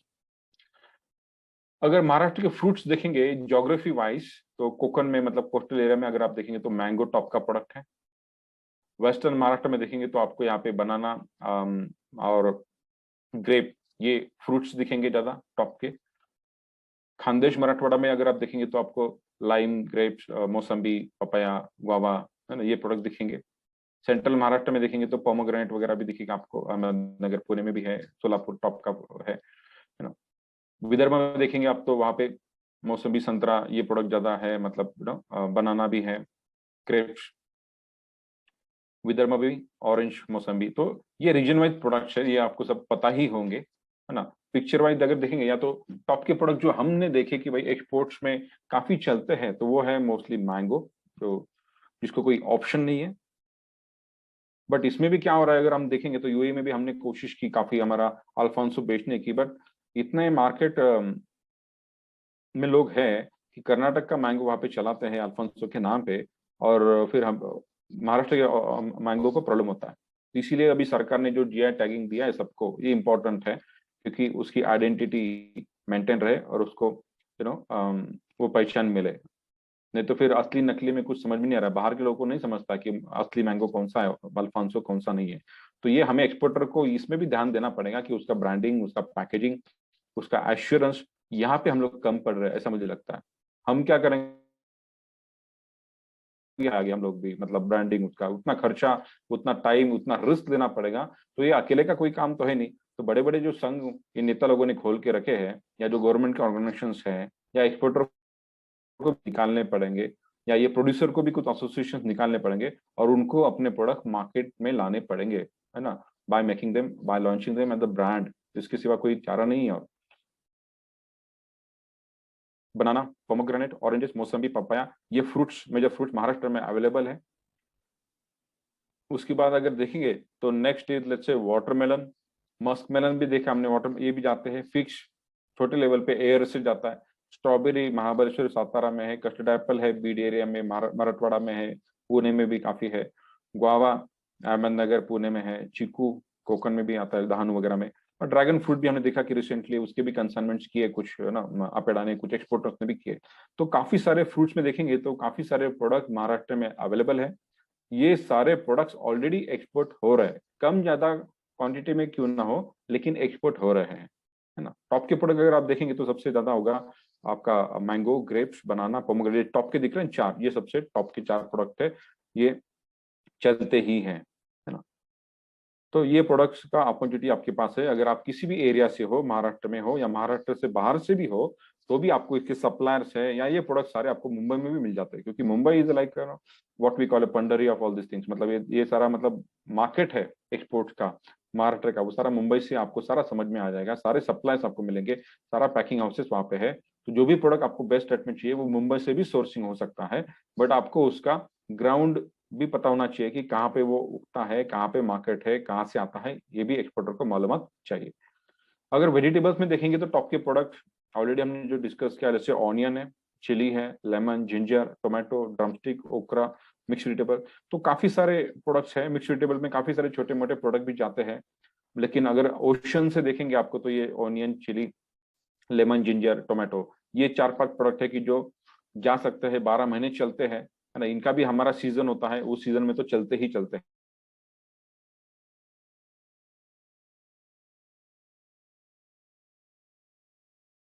है ना, किसी भी डिश में ऑनियन, चिली, गार्लिक, लेमन जाता ही है ना। तो ये 12 महीने ये प्रोडक्ट चलते हैं। और बाकी फिर जो जैसे कि ड्रम स्टिक साउथ इंडियन लोग काफी ज्यादा खाते हैं, तो वो ओशन से भी जाता है, एयर से भी हर रोज जाता है। ओकरा, भिंडी यूके में काफी जाती है, गल्फ में भी हम देखते हैं। तो जा रहे मिक्स वेजिटेबल्स में भी काफी सारे अलग अलग प्रोडक्ट जाते हैं, कम ज्यादा क्वांटिटी में, एयर से भी जाते हैं, राइट। तो ये सारे प्रोडक्ट ऑलरेडी एक्सपोर्ट हो रहे हैं अच्छे वॉल्यूम में। और भी कैटेगरीज है एग्रीकल्चर की आगे, जैसे कि जो प्रोडक्ट हमने देखे फ्रूट्स वेजिटेबल्स, उसके ड्राइड फ्रूट्स भी जाते हैं, वेजिटेबल्स भी है, डिहाइड्रेटेड प्रोडक्ट्स है, जूसेस, पल्प, जैम, जेलीज, इसमें भी अपॉर्चुनिटी दिख रही है। लेकिन अगर प्रोसेस फूड में जाना है तो you need to have very good brand, you know, very good presentation, quality non compromising, और ऊपर से सारे सर्टिफिकेट्स आपके पास चाहिए। गल्फ के लिए अलग होते हैं, यूरोप के लिए अलग डिमांड हो सकती है, यूएसए के लिए एफडीए वगैरह अलग डिमांड हो सकती है। तो हर एक ज्योग्राफी का, हर एक कंट्री का अलग डिमांड हो सकता है, क्वालिटी स्पेसिफिकेशन अलग हो सकता है, अलग पैकेजिंग हो सकता है, वो आपको करना पड़ेगा। तो ये सारे प्रोडक्ट ब्रांड में ज्यादा जाते हैं, है ना। तो ये भी अपॉर्चुनिटीज आपके पास है। तो वही प्रोडक्ट जो हमने डिस्कस किए, तो इन पिक्चरल फॉर्मेट यहाँ पे दिखाया है, यही टॉप के प्रोडक्ट्स है। इसमें से कुछ प्रोडक्ट में हमने काम किया है, जैसे कि अगर आप देखेंगे तो मैंगो, पोमोग्रेनेट, बनाना में काम किया है, ग्रेप में है, उसके बाद ऑनियन है, चिली है, ड्रम स्टिक है। इसमें हम लोग, हमारे एसोसिएट्स काफी इसमें काम करते हैं। फ्रोजन प्रोडक्ट्स की भी काफी डिमांड है ना। पुणे में अगर आप देखेंगे स्पेशली, तो काफी सारे प्लांट्स इसके आपको दिखेंगे, आईक्यूएफ वगैरह के, अलग अलग टेक्नोलॉजीज इसको यूज करते हैं। But this is the future.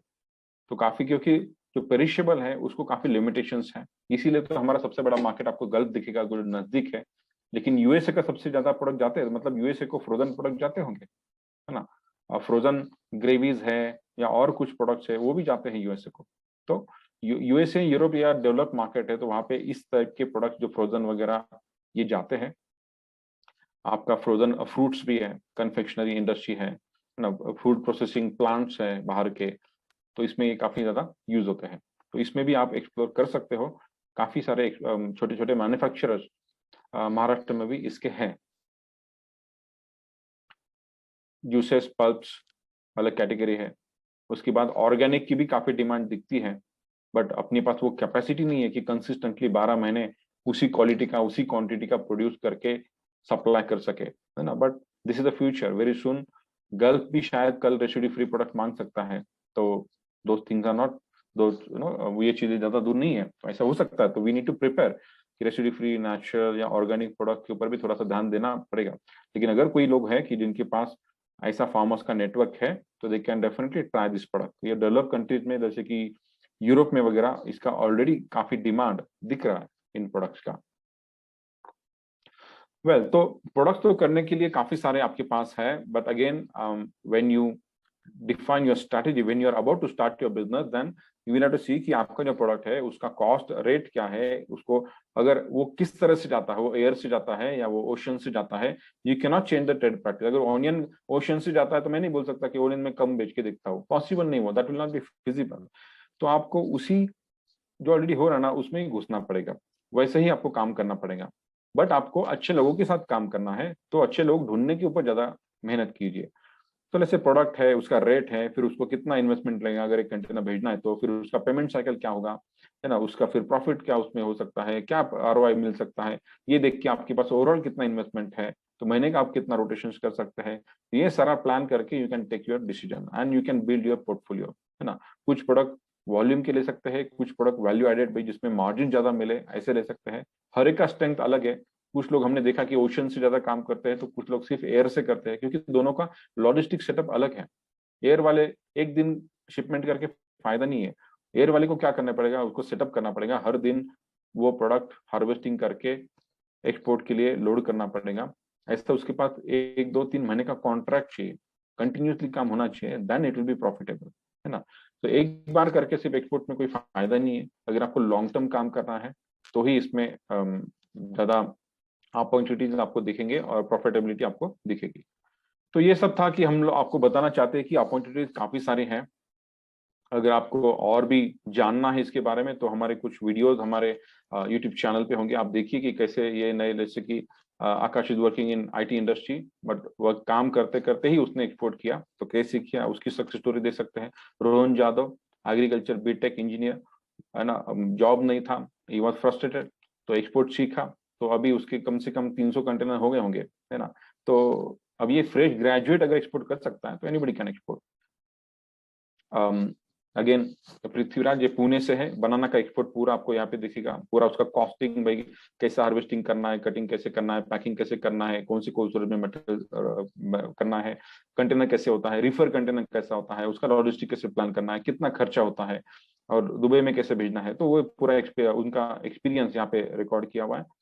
इसके बाद हम लोग सिर्फ एक्सपोर्टर साइड से काम नहीं करते, हम लोग मार्केट में भी जाके देखते हैं कि जो कंटेनर हमारे स्टूडेंट ने भेजे उसका क्या हुआ आगे, उनको कितना प्रॉफिट हुआ या लॉसेस भी हुए कुछ लोगों को, तो क्या कारण थे या उसको कैसे अवॉइड कर सकते हैं, कैसे हम लोग इंप्रूव कर सकते हैं, तो वी वर्क ऑन दैट। तो हमारा काम ही प्रॉब्लम ढूंढ के उनको सोल्यूशन ढूंढना है अल्टीमेटली, है ना। ये मार्केट तो चलता रहेगा, ये तो कभी बंद नहीं होगा, चाहे लॉस हो या प्रॉफिट हो, कुछ लोग जाएंगे तो नए लोग आने ही वाले हैं, तो हर रोज ये ट्रेड हो रहा है, तो उसको समझ के how to make it profitable, इसके ऊपर काम करना चाहिए, है ना। तो जैसे कि मिक्स्ड वेजिटेबल कंटेनर काफी पॉपुलर है, कि मार्केट में प्रोडक्ट का रेट कम ज्यादा होता है, तो they can maintain the same level, तो इस प्रोडक्ट में कम हो गया तो दूसरे में उसका लॉस भर के निकल सकता है ना, इस तरह से वो मैनेज करने का कोशिश करते हैं। तो जनरली ये पोमोग्रेनेट, चिली, लेमन, ये 3 एक प्रोडक्ट एक कंटेनर में थे। लाइव कंटेनर हमारे स्टूडेंट्स के या बाकी भी होते हैं, तो हम लोग देखते हैं, जाके हमारे साथ ऐसे स्टूडेंट्स वहाँ पे आते हैं जिनको एक्सपोर्ट इंपोर्ट करना है, तो एडवाइस देम कि आप जिसमें काम करना है उस मार्केट में जाके देखिए, लोगों से मिलिए, पूरा समझ लीजिए end to end process, pricing, खर्चे वहाँ पे, प्रॉफिट, है ना, और लोग कौन है जिनके साथ आप काम करने वाले हैं उनको जानिए, उसके बाद ही काम कीजिए, दैट इज बेटर, है ना। तो ये पहला शिपमेंट करना ही सबसे बड़ा चैलेंज है, व्हाट वी सी, क्योंकि उसको ही पहले स्टेप लेने को ही ज्यादा टाइम लगता है, वो समझ में आ जाता है तो then for you product doesn't matter, we are a service provider, market की डिमांड क्या है वो प्रोडक्ट सोर्स करके सप्लाई करना है, इतना ही एक्सपोर्टर का काम है ना, वो कर लेता है बराबर, उतना उसमें बिजनेस एक्यूमेंट होता है। बट पहले स्टेप्स के लिए जो सपोर्ट लगता है, जो नॉलेज है, लाइसेंसिंग है, लॉजिस्टिक का सपोर्ट है ना, जैसे बायर का भी थोड़ा बहुत सपोर्ट है ना, गाइडेंस है, कुछ प्रॉब्लम होते हैं तो ये सारा हम फेडरेशन के थ्रू देते हैं लोगों को। Mix container, again tomato, drumstick and chili का, है ना, अभी टोमेटो का सीजन चालू है तो ये भी हमें मार्केट में दिखा। ये सारे सक्सेस स्टोरीज आप देख सकते हैं, जैसे कि ये एक बड़ा सक्सेस स्टोरी हमारा है कि भाई यहाँ से तो एक्सपोर्ट होता है, एक्सपोर्ट तो कर रहे लोग, लेकिन काफी हमें पता है कि दुबई के बारे में आपने काफी पॉजिटिव नेगेटिव चीजें सुनी होंगी, पैसे के प्रॉब्लम्स होते हैं, तो हमारे स्टूडेंट ने अभी ये प्रैक्टिस शुरू की है कि भाई कंटेनर भी भेजा, 2 कंटेनर लोड किए, खुद भी यहाँ से गए, खुद कंटेनर सेल किए, बायर तो हमारे पार्टनर वहां पे है ही, तो पैसे का तो एश्योरेंस है, बट रेट क्या मिलता है क्या नहीं मिलता है या अच्छे दामों में कैसे बेचना है खुद जाके करो। तो इसने भी वो किया, प्रफुल्ल ने, अगर आप देखेंगे तो उसको पूछा हमने कि क्यों ऐसा किया तुमने, कितना खर्चा आया, तुमने कितने पैसे बचाए इतना सब करके, तो you can see that numbers here and that is profitable. ये देखने के बाद काफी लोगों ने ये प्रैक्टिस शुरू की, I am very happy that कि अभी लोग एजुकेट हो रहे हैं एंड ये जो प्रॉब्लम्स आते हैं उसको ओवरकम करने की कोशिश कर रहे हैं, है ना। अभी नया सक्सेस स्टोरी भी हमारा आएगा, अभी उसने 6 कंटेनर किया, और एक गोविंद जी करके है हमारे पार्टनर, तो सेम सक्सेस स्टोरी, खुद गए 2 कंटेनर लेके खुद बेचा, खुद कैश लेके, कैश पे ही बेचना है, क्रेडिट पे भी नहीं बेचा उन्होंने, भले 4 दिन लग जाए कंटेनर को चलेगा, कैश पे बेच के सारे पैसे लेके ही वो आते हैं। But that's how they know the market, they set the market, वहां जाके फिर पार्टनर भी और मिले और लोगों से बात भी की, कौन कैसा, उनके साथ एग्रीमेंट भी बना लिए, and now they are starting कि भाई हाँ इनके साथ काम कर सकते हैं। बट ये 100% इम्पोर्टेंट है कि आपको आपके बायर के बारे में सारी मालूमात चाहिए, सारी इंफॉर्मेशन चाहिए। अब दुबई मार्केट में, जैसे कि यूएई में हमारा ज्यादा फोकस है फेडरेशन का, क्योंकि वी आर आइंग कि भाई आगे यूएई के साथ अगर आप देखेंगे तो रिसेंटली हमने एक एग्रीमेंट भी साइन किया भारत ने, इसीलिए कि यूएई एक सेंटर, एक ट्रेड हब बन चुका है, यहाँ से काफी सारे प्रोडक्ट एक्सपोर्ट इंपोर्ट होते हैं भारत के साथ, काफी अच्छे नंबर यूएई के साथ है। तो फरहान जी करके जो हमारे इम्पोर्टर पार्टनर हैं, वो काफी सारे प्रोडक्ट में उनका अनुभव एक्सपीरियंस है, तो उन्होंने बताया कि वहां पे दुबई में कौन कौन से प्रोडक्ट में अपॉर्चुनिटी है। अगर आप इनका वीडियो देखेंगे तो you will come to know कि वो क्या बोल रहे हैं, और वो 20-25 साल का एक्सपीरियंस है उनका, मार्केट में बैठे है वो। So these are learnings, you should learn लोगों के एक्सपीरियंस से जो उसमें ऑलरेडी है, that will help you take your decision. अब ये सब होने के बाद भाई आंकड़े तो हमारे इम्पोर्ट एक्सपोर्ट के देख ले, तो गवर्नमेंट क्या बोल रहा है, तो गवर्नमेंट बोल रहा है कि भाई मेक इन इंडिया तो हम लोग कर रहे थे, अभी मेक फॉरवर्ड, जो भी प्रोड्यूस करना है, जो भी बेचना है, जो भी फैक्ट्री डालनी है, $1 ट्रिलियन का हमारा एक्सपोर्ट का टारगेट है, मतलब बहुत बड़ा टारगेट है, and we are on track. अगर नरेंद्र मोदी प्राइम मिनिस्टर की बात करेंगे तो इन्होंने कहा कि भारत का हर निर्यात प्रोडक्ट एम्बेसडर है। अब ये स्टेटमेंट का मीनिंग इतना आसान तो नहीं है। हम लोग सिर्फ इस मानसिकता से काम कर रहे हैं कि भाई हमको कुछ ऑर्डर मिले, बायर मिले, एक प्रोडक्ट एक्सपोर्ट करे, कुछ पैसे मिल जाए, पर उससे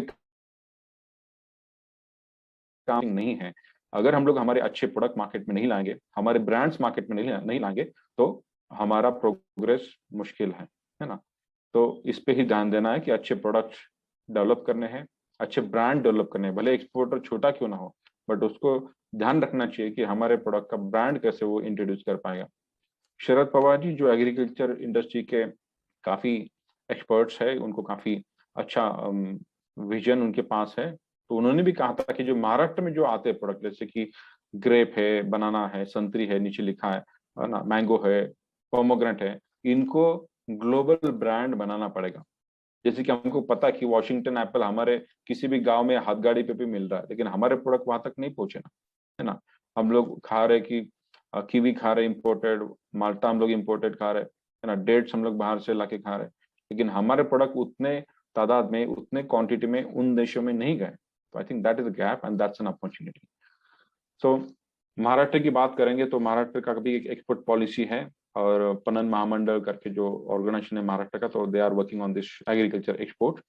काफी अच्छा उनका भी काम है, एंड दैट उनका 100 मिलियन का महाराष्ट्र का टारगेट है एग्रीकल्चर एक्सपोर्ट्स का, and they are working on that. तो मार्केट के अपडेट वगैरह ये हमारे ग्रुप पे, हमारे चैनल पे आते रहते हैं। यू कैन मतलब be in touch with us.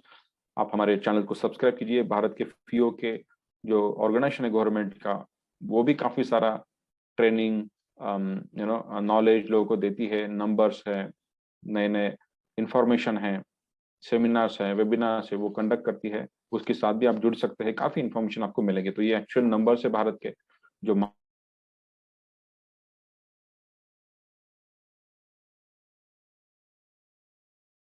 UAE में बैन था, अब ओपन हो चुका है इस साल। तो डेयरी के काफी डिमांड हम लोग देख रहे हैं कि आ रहा है भारत के पास, हमारे पास। जैक फ्रूट का रिसेंट कंसाइनमेंट है। तो ये नया नया भी कुछ ट्राई करना पड़ेगा। ऐसे नहीं कि एक ने ऑनियन किया मतलब सब देख के ऑनियन ही करे, ऐसा नहीं है। तो जिस ज्योग्राफी से आप आए, कुछ अलग है, कुछ अलग बायर आपने ढूंढे, उनके साथ मिलकर काम किया, काम हो सकता है ना। तो ये सारे अपडेट्स है आपको हमारे वेबसाइट पे, हमारे पोर्टल पे, चैनल पे मिलेंगे। काफी सारे अपॉर्चुनिटीज हैं। So thank you all. अगर आपके कुछ क्वेश्चंस होंगे तो we can take it up. I would request you again to review us on Google after this session. Thank you. Thank you so much, sir. It was a very good session. We really liked it, and I hope कि जिन लोगों ने join किया है उनको भी बहुत अच्छा लगा होगा। So moving forward, अगर आपका कोई भी क्वेश्चन है तो आप अनम्यूट कर सकते हैं और सर से जो भी क्वेश्चन पूछना है आप पूछ सकते हैं। अदरवाइज आप कमेंट बॉक्स में डाल दीजिए, मैं एक एक क्वेश्चन पढ़ूंगी और सर उसका आंसर दे देंगे। अभिजीत सर नमस्ते, आवाज आ रही है सर? नमस्कार। हाँ सर आ रही है, बोलिए। सऊदी से मैं अली असगर बोल रहा हूँ जी। हाँ, अभिजीत सर आपकी वीडियो जो है काफी इन्फॉर्मेटिव होती है, कंटिन्यू आदमी देखता है, और यहाँ भी बेहतरीन आपने एक्सप्लेन किया।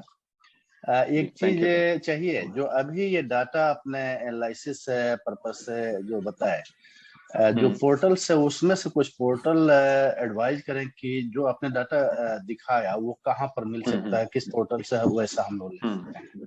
जी जी, ये गवर्नमेंट ऑफ इंडिया के ही मिनिस्ट्री ऑफ कॉमर्स के पोर्टल से initially you can start with them. जैसे कि आपको मिनिस्ट्री ऑफ कॉमर्स का पोर्टल है, वहाँ पे आपको भारत का डैशबोर्ड दिख सकता है ना, डेटा बैंक वहाँ पे है, ऑल स्टैटिस्टिक्स वहाँ पे है। उसके बाद आपको DGFT के ऊपर भी आपको काफी सारा इन्फॉर्मेशन मिल सकता है, पॉलिसी वगैरह, है ना, गवर्नमेंट का क्या बेनिफिट है वो मिल सकता है। इंडियन ट्रेड पोर्टल करके और एक वेबसाइट है जहाँ पे आपको नेक्स्ट लेवल की एनालिसिस मिलेगा कि जहाँ पे आपको आपके प्रोडक्ट के ऊपर कितनी सब्सिडी है, गवर्नमेंट के स्कीम्स कौन सी है, और जो इम्पोर्टिंग कंट्री है वहाँ पे क्या रूल्स रेगुलेशन है वो आपको देखने को मिलेगा, है ना। उसके बाद आपको और काफी प्राइवेट भी कंपनीज है जैसे कि वर्ल्ड बैंक के वगैरह भी वेबसाइट है, वहां पे भी आपको ये सारा एनालिसिस मिल सकता है sir. Okay sir, thank you. Welcome. Hello sir. Hello hello. हाँ, मैं गुजरात से हूँ। हाँ बोलिए। हेलो। हाँ, तो मेरा जो बेसिक प्रोसेस है ना वो सब कुछ हो गया है, वेबसाइट से लेके कंपनी फॉर्मेशन, और जी। मेरा जो प्रोडक्ट है ना वो स्पाइसेस है। हाँ हाँ और जो अभी फिलहाल टारगेटेड मार्केट है ना वो इंडोनेशिया वगैरह है। तो मैं ये जी। पूछ रहा हूँ कि हम तो हम्म मर्चेंट है, और मैंने किसी से पूछा है ना, वो लोग कहते हैं कि जो स्पाइसेस वगैरह है ना वो ब्रांडेड प्रोडक्ट का ही ज्यादा जाता है, मतलब हम्म मर्चेंट में उसका कुछ है नहीं, मतलब होता नहीं है। तो मतलब ओके। तो नहीं मतलब ऐसा नहीं है, दोनों भी है। अगर आप देखेंगे तो स्पाइसेस, होल स्पाइसेस भी जाते हैं, ग्राउंडेड स्पाइसेस भी जाते हैं, जो हमने देखा है। बट अभी मार्केट बहुत कॉम्पिटिटिव है। जैसे कि फॉर एन एग्जांपल मैं अभी दुबई में जाता हूँ, तो वहाँ पे हमारे एक भाई बैठे थे, इम्पोर्टर है बड़े, तो उनके पास टर्मरिक था। तो हमने पूछा ये कहाँ से आया, महाराष्ट्र से आया क्या? नहीं नहीं बोले, वो मैं तो वो इथोपिया से लाता हूँ। तो क्या है कि मार्केट में बहुत कंपटीशन ऑलरेडी हो चुकी है भारत के साथ, है ना, हमें वो पता नहीं है। तो आपको इसीलिए मैं बोलता हूँ कि थोड़ा सा बाहर जाके वहां पे क्या हो रहा है, कौन से प्रोडक्ट चलते हैं, कौन से नहीं चलते, अभी किसमें अपॉर्चुनिटी है, ये आपको पता करना है। और जैसा आपने कहा राइट है कि जैसा आपको इम्पोर्टर अगर बायर है, अगर वो आपके पास कोई नेटवर्क से मिलता है तो वही आपको बता पाएगा कि अभी की डिमांड क्या है ना। बाकी तो डेटा मिल सकता है, बट ये तो फॉर श्योर है कि आपके पास जो भी स्पाइसेस होंगे उसका आप डेटा निकाल सकते हो कि भारत से कितना एक्सपोर्ट हो रहा है, और वहां से आप पता कर सकते हो उसका एक्सपोर्टर कौन है, इंपोर्टर कौन है। ये भी बायर डेटा भी आपको थोड़ा बहुत मिल सकता है, थोड़ा बहुत अंदाजा आपको आ सकता है। But as per my understanding branded product भी काफी जाते हैं, क्योंकि सारे सुपरमार्केट में ब्रांडेड प्रोडक्ट बिकते हैं। बट ऐसा भी है कि अपने काफी सारे लोगों ने बाहर फैक्ट्री डाली है, मतलब ग्राइंडिंग मिल्स है उनकी, ग्राइंडिंग यूनिट है मतलब स्पाइसेस के वगैरह, और वहां पे वो रिपैकिंग कर रहे हैं क्योंकि वो ज्यादा वहां पे उनको बचत हो रही है टैक्सेस वगैरह की। ऐसा भी एक एंगल हमने देखा है रिसेंटली। तो यूएई में काफी सारे लोगों ने अपने फैक्ट्री डाली है, मिल्स है मतलब उनके स्पाइसेस के वगैरह, और वहां पे रिपैकिंग कर रहे हैं और वहां से री एक्सपोर्ट कर रहे हैं। अब वो खरीदेंगे तो भारत भी एक ऑप्शन है, और बाकी कंट्री से भी वो खरीद रहे हैं, जहां से सस्ता है वहां से वो खरीदेंगे। समझ गया। जी। तो आपका एचएस कोड अगर कुछ होगा आपको, तो आप उसका डेटा सर्च कीजिए, कितना एक्सपोर्ट हुआ कितना इंपोर्ट हुआ, वहां से थोड़ा बहुत अंदाजा आपको आ जाएगा। और कुछ हेल्प चाहिए तो आप स्पेसिफिकली मुझे मैसेज कीजिए, आई विल ट्राई। यस। बोल रहा हूँ संगमनेर से। हाँ हाँ बोलिए। हाँ, मैं खुद एक ये ओनियन एक्सपोर्ट करता हूँ, लेकिन जी। आपके साथ का एक्सपोर्ट करना चाहता हूँ। अभी अच्छा आपका नंबर मिल नहीं रहा है, जो नंबर मिल रहा है अच्छा, पर उठा नहीं रहे हो। मैं मेरा ऑफिस का नंबर देता हूँ मैं आपको, मैं I will type it in chat box, आप उनसे बात कर लीजिए। मैं कभी कभी हाँ, अवेलेबल होता हूँ नहीं होता हूँ, बट वो डेफिनेटली आपको हेल्प करेंगे, है ना। पर आप आने तो तो मिल सकते हैं क्या? हाँ मिल सकता है ना, कोई बात नहीं। बट आपको जो इनिशियल आपकी जो क्वेरीज होंगे ना, देखिए हाँ, पहले आप हाँ, जान लीजिए कि हम क्या कर सकते हैं, नहीं तो इतने दूर से आप आएंगे। तो पहले आप मेरे हाँ, हमारे मैनेजर है प्रकाश जी, उनसे बात कर लीजिए कि आपके पास क्या प्रोडक्ट है, आप क्या करना चाहते हैं, उसमें हम हेल्प कर सकते हैं क्या, एक प्राइमरी डिस्कशन कर लीजिए। उसके बाद I am available any time, आप मुझे कॉल कर सकते हैं, आप मुझे आके मिल भी सकते हैं, पुणे ऑफिस में मैं रहता हूँ यूजुअली। हाँ, हाँ। नहीं नहीं, मैं जी क्या है कि यूएई में काम करता हूँ यूनियन के साथ। जी। अभी अच्छा वुमन के लिए आप काम कर सकते हैं क्या? इसलिए मैं आपको थोड़ी रिक्वेस्ट कर सकता हूँ। आपकी हाँ कुछ ठीक है ना, कर सकते हैं, कर सकते हाँ, हैं। वी विल तो टॉक ऑन दैट, हम लोग बात कर रहे हैं उसके बारे में। ठीक है, ठीक है, कोई बात ठीक है, ओके जी। किसी और का कोई सवाल है तो प्लीज आप हाँ पूछ सकते हैं। एक क्वेश्चन यहाँ पे दिख रहा है, LCL shipment is allowed please advise in fruits and vegetables. Yes allowed है ना, क्यों नहीं अलाउड है। देखिए बट एलसीएल क्या है, जैसे अगर आप एयर से भी हो सकता है, ओशन से भी हो सकता है, जैसे मैंने कहा। अब ओशन से अगर एलसीएल शिपमेंट आपको भेजना है, वो भी आपका फ्रूट्स वेजिटेबल्स है, जिसके लिए आपको टेम्परेचर कंट्रोल करना है, तो आप सोचिए कितना डिफिकल्ट होगा वो, है ना। क्योंकि दूसरे किसी के एक्सपोर्टर्स है, उनके दूसरे प्रोडक्ट, उनका टेम्परेचर अलग हो सकता है। अब ऑनियन के लिए 1 डिग्री टेम्परेचर लगता है, चिली के लिए 8 डिग्री लगेगा, बनाना के लिए 13 डिग्री लगेगा। तो आपके प्रोडक्ट कौन से टाइप के हैं, और उन सब का एक कंटेनर जमा होना डिफिकल्ट है। तो अगर इसीलिए मैंने कहा कि जो ट्रेडिंग प्रैक्टिस आपको देखनी पड़ेगी कि ऑनियन में अगर पूरे कंटेनर ही जाते हैं एक में, तो उसमें कुछ एक्सपोर्टर आपको देखेंगे कि 5-5 कंटेनर लोड करते हैं, है ना, रेगुलर जो बड़े एक्सपोर्टर है, तो वो तो वॉल्यूम का प्रोडक्ट है, उसको एलसीएल में नहीं कर सकते आप। तो फिर अगर आपको वेजिटेबल फ्रूट्स में छोटा काम करना है, छोटा मतलब छोटी क्वांटिटी में काम करना है, तो you can try air. Air से शिपमेंट काफी जाता है। जैसे अभी दुबई में हम लोग अभी कुछ बाहर से मिलते हैं, तो वो सबसे ज्यादा अभी मुंबई बहुत महंगा है, तो इसलिए ज्यादा मुंबई से नहीं होता है, बस बैंगलोर सबसे ज्यादा होता है, हैदराबाद है, उसके बाद लखनऊ है, गोवा है, बीच में नागपुर भी अच्छा था। तो ये सारे एयरपोर्ट्स हैं जहां से गल्फ में हर रोज वेजिटेबल फ्रूट जा रहे हैं एयर से। अब एयर से भेजेंगे आप, तो आप 500 किलो भी भेज सकते हैं या 1000 किलो भी भेज सकते हैं, मतलब 4 किलो के 250 बॉक्सेस, इतना कम से कम तो आपके पास होना चाहिए। वो तो एलसीएल मतलब आप एयर शिपमेंट ट्राई कीजिए, फिर दैट विल बी बेटर, है ना। यस, बट काफी सारे फ्रूट वेजिटेबल जाते हैं एयर से भी। वेल सर एक और क्वेश्चन था। जी जी पूछ। सर ये अपना जैसे में अपना रेट चल रहा है 20 रुपीज, हमने यहाँ से लोड किए और फिर वहां पे जब पहुंचा तो उसमें रेट कम हो गया, 10 दिन लगते हैं पहुंचने के लिए। तो अब क्या करें फिर, उसको क्या करना चाहिए, उसको कोल्ड स्टोरेज में रखना चाहिए या फिर सेल कर देना चाहिए, क्योंकि प्रॉफिट अपने को नहीं मिलेगी अगर 18 रुपए में अपने को वहां कॉस्ट पड़ा है 20 रुपीज का और बिक रहा है 18 में, तो क्या करना चाहिए अपने को। देखिए, एक्सपोर्ट में ये जो कमोडिटी की बात कर रहे हैं आप लोग, ऑनियन जैसे, ये बहुत वॉल्यूम के प्रोडक्ट्स हैं, 1 या 2 पे काम नहीं हो सकता है। उसके बाद उसका मार्केट भी टाइमिंग करना इज इम्पॉसिबल, मतलब बहुत मुश्किल है मार्केट टाइमिंग करना, बहुत ही इंटेलिजेंस वहां पे चाहिए। उसके बाद भी रिस्क है ही, है ना। जैसे कि आपने कहा कि यहाँ पे भी वही प्रैक्टिस है, एपीएमसी में किसान को मालूम नहीं कि आज क्या भाव मिलने वाला है, उसने कल का रेट देखा है, उसने आज मार्केट में भेजा, तो आज ऑनियन 20 रुपए से भी जा सकता है, उसका 18 रुपए से भी जा सकता है, बट वो 2 रुपए का लॉस या प्रॉफिट जो भी है किसान एब्सॉर्ब कर सकता है, क्योंकि उसको फर्क नहीं पड़ेगा इतना। बट एक्सपोर्टर एक ट्रेडर है, वो लेके बेच रहा है, अगर 20 रुपए में लेके आप बेचेंगे तो 18 होगा, तो आपको लगे लॉस बुक करना पड़ेगा, ये प्रॉब्लम है। तो इसीलिए आपको भी ऐसे काम करना है इस प्रोडक्ट में, तो आपको वॉल्यूम का काम करना चाहिए, आपको देखना है कि आप कंटिन्यूस काम कर सकते हैं क्या, फिर आपका बिजनेस मॉडल थोड़ा अलग हो जाता है। फिर इस केस में, ऑनियन के केस में, आपके साथ कुछ बड़े सप्लायर चाहिए या फार्मर प्रोड्यूसर कंपनी चाहिए कि जो बोल रही है कि हाँ दुबई में बेच के दो। देखिए यहाँ पे एक्सपोर्टर का रोल चेंज हो रहा है।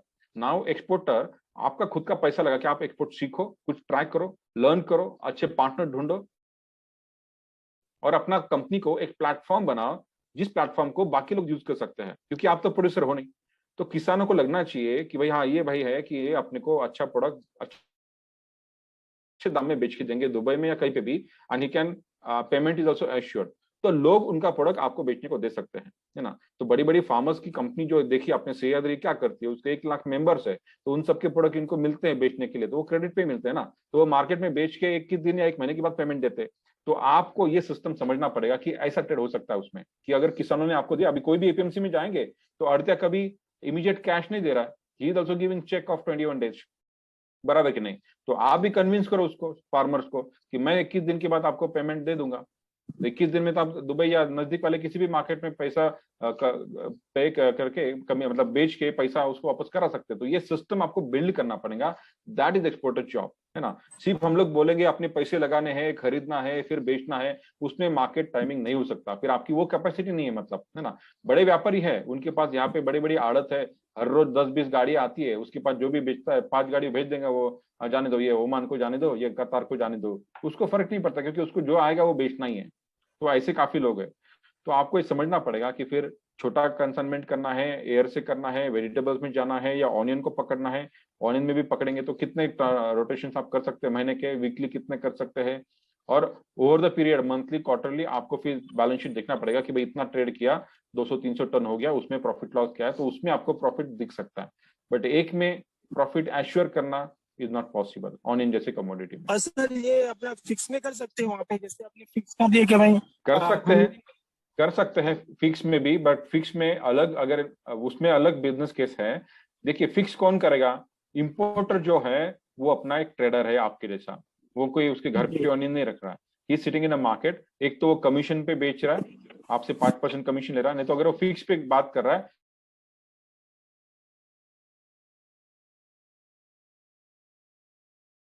वो कस्टमर कौन हो सकता है? सुपरमार्केट हो सकता है, बड़े बड़े मॉल्स हो सकते हैं, फैक्ट्री हो सकती है, कोई प्रोसेसिंग।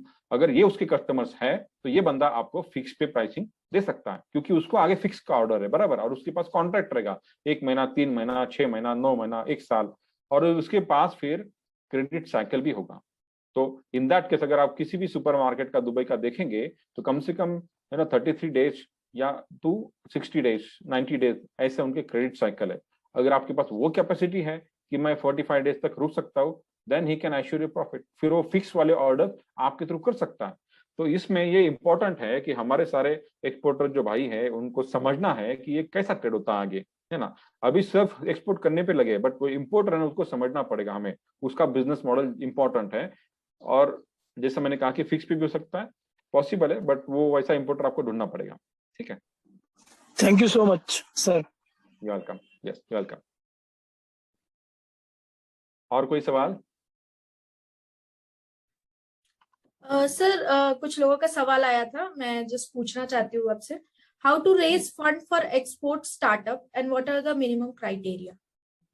राइट, देखिए एक्सपोर्ट्स के लिए फंड्स उपलब्ध कराना इतना आसान नहीं है, जैसे हमने कहा, लेकिन एक्सपोर्ट भारत के लिए प्रायोरिटी सेक्टर है, उसमें एग्रीकल्चर प्रायोरिटी सेक्टर है। तो एक्सपोर्ट के ऊपर सब्सिडी काफी अच्छी है, मार्केटिंग के लिए असिस्टेंस है, ट्रांसपोर्टेशन के लिए असिस्टेंस है, ये सब स्कीम्स हैं। वैसे ही एक्सपोर्ट के लिए फंडिंग के ऊपर इंटरेस्ट जो है गवर्नमेंट सब्सिडाइज दैट। तो एक्सपोर्ट के लिए जो फंडिंग होता है गवर्नमेंट से, वो सब्सिडाइज बैंक से, वो गवर्नमेंट से सब्सिडाइज इंटरेस्ट रेट में से -3 -4% से वो होगा। आज बैंक का रेट अगर 10% है तो -3 से मतलब 7% से पर एनम से एक्सपोर्ट को फंडिंग हो सकता है। उसके लिए 2 स्कीम्स है, pre shipment finance and post shipment finance, ये 2 बैंक में स्कीम है। किसी भी बैंक में जाके पूछेंगे तो ये स्कीम्स होते हैं। बट अब ये क्या है, आपके पास एक तो ऑर्डर जो होंगे एक्सपोर्ट्स के वो सिक्योर्ड होंगे या अनसिक्योर्ड होंगे। सिक्योर्ड ऑर्डर मतलब जो इसके जो बैकअप है बाय एलसी या सिक्योरिटी से या और कोई इंस्ट्रूमेंट है बैंकिंग का, let's say LC simple way. Unsecured मतलब भाई उसके पीछे एलसी नहीं है, वो एक परचेस ऑर्डर रिसीव, दोनों को फंडिंग हो सकता है ना। फंडिंग मतलब क्या है, that is a loan. Pre shipment एक लोन है, पोस्ट शिपमेंट एक लोन है। अब लोन देना या नहीं देना ये बैंक का कॉल है। अब अपने को पास पता है कि बैंक भारत में लोग किसी को लोन देनी है तो उसकी पूरी कुंडली निकाल लेती है, भाई ये क्या है, कौन है, आईटीआर, जीएसटी, आधार, पैन कार्ड, घर का, फैमिली का, लोन, क्रेडिट कार्ड, पूरा उसका सिबिल बिबिल सब निकाल लेती है। अगर आपके पास अच्छा प्रोफाइल है, अगर आपके पास आपका बैंक आपको क्रेडिट लिमिट दे रही है, then you can raise the funds. It means, है ना, मतलब वो फंड्स रेज करना या नहीं करना वो आपकी इंडिविजुअल कैपेबिलिटी है, आपका बिजनेस का प्रोफाइल है। अगर वो कैपेबल है तो बैंक आपको फंड कर सकती है, अगर नहीं भी है तो भी ऑप्शन क्या है फिर, अगर आपके पास लेट्स से कि 1 करोड़ की एलसी आपको मिलती है और अगर आपको फंड नहीं मिल रहा तो what you can do, you will have to offer mortgage. किसी भी बिजनेस के लिए यही करना पड़ेगा, आपको सिक्योरिटी देनी पड़ेगी कुछ बैंक को, फिर बैंक उतना 1 करोड़ का मे बी आपको क्रेडिट लिमिट देगी, and that credit limit you can use for that LC. But अगर ये सिस्टम एक बार आप सेट करेंगे तो you can reuse this funds, you can rotate this funds, and I am very sure अगर कुछ सक्सेसफुल ट्रेड आप करेंगे तो बैंक 1 करोड़ का 2 करोड़ तक वो क्रेडिट लिमिट बढ़ाने के लिए टाइम नहीं लगाएगी, है ना। तो स्टार्टिंग अगर आपको करनी है ना तो खुद का इन्वेस्टमेंट ही करना पड़ेगा, या तो फिर अगर नहीं है तो फिर फाइनेंशियली स्ट्रांग पार्टनर ले सकते हैं आप, है ना। वो देखिए अगर आपका कैपेबिलिटी इंटरेस्ट है तो वैसा भी आप काम कर सकते हैं। ठीक है, ओके, यस सर। सर ये लास्ट क्वेश्चन है, any special government benefits for perishable you want to share to people should know? Yes yes definitely. अगर आप देखेंगे तो अगर आप सरकार का गैजेट देखेंगे कॉमर्स मिनिस्ट्री का, तो 8,555 मतलब 8,500 प्रोडक्ट के ऊपर सब्सिडी है, 8,500 प्रोडक्ट। उसमें से कौन से प्रोडक्ट पे ज्यादा सब्सिडी होती है, जिसके ऊपर ज्यादा लोग निर्भर होते हैं, जो प्रोडक्ट में ज्यादा वैल्यू एडिशन होता है ना, जो एग्रीकल्चर से रिलेटेड है, ऐसे ज्यादा प्रोडक्ट है, क्योंकि भारत एक कृषि प्रधान देश है। तो ऐसे प्रोडक्ट ऑलरेडी है, वो आप देख सकते हो। पहला बेनिफिट तो वो है सब्सिडी। दूसरा, आपको जीएसटी माफ है एक्सपोर्ट के लिए, वो जीएसटी माफ है मतलब वो आपको बोनस है ना। तो आप एक्सपोर्ट करेंगे और आपको जीएसटी 100% आप क्लेम कर सकते हो, वो ऑप्शन है। तीसरा, जैसे मैंने कहा कि टीएमए स्कीम है एग्रीकल्चर प्रोडक्ट्स के लिए, कुछ प्रोडक्ट्स के लिए, ट्रांसपोर्ट एंड मार्केटिंग असिस्टेंस। तो उसमें अगर आप देखेंगे तो काफी सारे, जैसे बनाना, तो बनाना को 40 फीट रिफर कंटेनर के लिए गवर्नमेंट आपको दे रही है 42,000 rupees benefit, 42,000, that is the TMA scheme, वो है आपके पास, है ना। तो ये बेनिफिट्स है, और उसके बाद ये लोन वगैरह है, ये थोड़ा बहुत मिल सकता है बेनिफिट आपको। तो मोस्टली ये 2-3 ऑप्शंस हैं या बेनिफिट्स है जो आपको इमीडिएटली मिलेंगे। Okay, thank you so much sir. अगर किसी का कोई सवाल है तो आप पूछ सकते हैं। ओके, आई थिंक उनके पास अभी कोई सवाल। They are asking if Citrus is doing air shipment. I think No, we only did. no, it's only ocean containers. Ocean, yes. Right. Exactly. Right. Yeah, but there are many other companies. Sir and एक if और you need question any है। help, yes, पूछिए। Sir market में advance पे ज्यादा काम होता है कि एलसी पे, मतलब जनरल? नहीं, आई वुड से एडवांस पे, जैसे पेरिशेबल में अगर आप बात करेंगे तो पेरिशेबल में काम थोड़ा सा अगेंस्ट बीएल भी होता है, अगेंस्ट डॉक्यूमेंट भी होता है, आफ्टर डिलीवरी भी होता है ना, पेरिशेबल में। क्योंकि पेरिशेबल में ये चैलेंज होता है इंपोर्टर को कि माल जो प्रोडक्ट है वो कैसा आएगा, वो सही आएगा, गलत आएगा, वो ठीक से आएगा, पैकेजिंग ठीक होगा, खराब तो नहीं होगा, ये उसको चैलेंजेस हैं। और वैसा दोनों साइड से चैलेंज हमने देखे। एक्सपोर्टर्स भी नए होते हैं, कभी पैकिंग ठीक से नहीं होता, प्रोडक्ट ठीक से समझता नहीं, उनको अंदर से बाहर से खराब हो सकते हैं, डिले हो सकता है, डॉक्यूमेंट प्रॉब्लम हो सकते हैं, तो ये चीजें होती है, हमने देखी है। तो इसीलिए इंपोर्टर थोड़ा सा डरते हैं पेरिशेबल में, तो पेरिशेबल में ज्यादा करके एडवांस नहीं देते हैं, बट देते ही नहीं है ऐसा भी नहीं। अगर आपका अच्छा नेटवर्क है, बिजनेस नेटवर्क है, तो लोग आपको कर सकते हैं। तो हमने काफी कंसाइनमेंट्स एडवांस में किए हैं, 30%, 40%, 50%। तो वो कहाँ से आए? जो लोग हमें जानते हैं, मतलब मेरे नेटवर्क में मेरे फ्रेंड का फ्रेंड है, ही कन्विंस भाई हाँ ये है, एश्योरेंस है, then he can give you advance. Unknown लोगों के साथ ट्रेड नहीं करेंगे, उनको एडवांस नहीं देंगे, राइट। तो it is on your capability कि आप नेटवर्क बिल्ड करें, लोगों से मिले, अपनी जान पहचान बढ़ाएं, लोगों से बात करें, लोग आपको दे सकते हैं। उसके बाद जैसे मैंने कहा पेरिशेबल में होता है, कमोडिटी जो है जैसे कि राइस है, शुगर है, बाकी नॉन पेरिशेबल प्रोडक्ट्स है, उसमें एडवांस पे भी काम होता है definitely. 20%, 30% is the normal advance, जैसे मान सकते हैं आप, या तो फिर आप डीपी पे भी काम कर सकते हैं, डीए पे भी कर सकते हैं। और एलसी की अगर बात करेंगे तो LC is a very costly affair, क्योंकि एलसी के लिए जो इंपोर्टर है उसको पहले खर्चा करना है, 2-4-5% खर्चा करना है, बैंक में पैसे ब्लॉक करने सारे, उस फिर आपको एलसी देगा। वो आपका पेमेंट 2 महीने का है, मतलब उसने अपना 50 लाख रुपए 2 महीने के लिए ब्लॉक करना है, तो वो 10 नहीं 100 बार सोचेगा एलसी देने के पहले कि ये बंदा है कौन, एक्सपोर्टर है ना। तो अगर आपके पास वो प्रोफाइल है तो ही वो देगा, अदरवाइज एलसी मिलना इतना पॉसिबल मतलब इजी नहीं है। अगर एलसी मिलता भी है तो आप, दैट इज गुड। कब अगर आपके नेटवर्क के थ्रू आपको मिलता है ना, आपके पास कैपेसिटी नहीं है अगर एलसी एग्जीक्यूट करने की, then we federation has an option. हमारे पास कुछ फंडिंग एजेंसीज हैं, कुछ एनबीएफसीज हैं, या कुछ बड़ी एक्सपोर्ट की कंपनीज हैं जो एक्सपोर्ट के सिक्योर ऑर्डर को एग्रीकल्चर के फंडिंग करती है। They will do orders in collaboration with us, तो वो ऑप्शंस अपने पास हैं। Okay, thank you so much sir. अभी Q&A सेशन हम यहाँ खत्म करते हैं, एंड ये सेशन भी यहाँ खत्म करते हैं। तो थैंक यू, आप यहाँ पे आए, और जो लोगों ने भी ये वेबिनार अटेंड किया है, आई होप उसको, उन लोगों को बहुत सारा नॉलेज मिला होगा, एंड ये नॉलेज उनको आगे जाके काम भी करेगा उनके बिजनेस में, I hope that. And thank you, आप सब लोग भी यहाँ पे आए और ये वेबिनार अटेंड किया। अगर आपको कंसल्टेंसी रिलेटेड या फिर कोई भी जानकारी चाहिए तो आप इंपोर्ट एक्सपोर्ट फेडरेशन में कांटेक्ट करिए, सर का नंबर यहाँ पे दिया हुआ है। एंड अगर लॉजिस्टिक रिलेटेड कोई भी क्वेरी चाहिए, तो क्वेरी जानकारी चाहिए आपको, तो सिट्रस ऐप डाउनलोड करें, एंड एवरी फ्राइडे हमारा ऐप डेमो होता है, वो आप ज्वाइन करें, और इंपोर्ट एक्सपोर्ट रिलेटेड या ऐप रिलेटेड आपको कुछ भी पूछना है आप वहां पे पूछ सकते हैं। सो इसी के साथ हमारा फेसबुक चैनल और यूट्यूब चैनल भी है, आपको लिंक कमेंट बॉक्स में मिल जाएगा, वहां से आप हमको फॉलो कर सकते हैं। सो आगे अपडेट्स के लिए सो इसी के साथ हम ये वेबिनार यहीं एंड कर रहे हैं। Thank you so much sir for coming and doing this webinar. Thank you so much.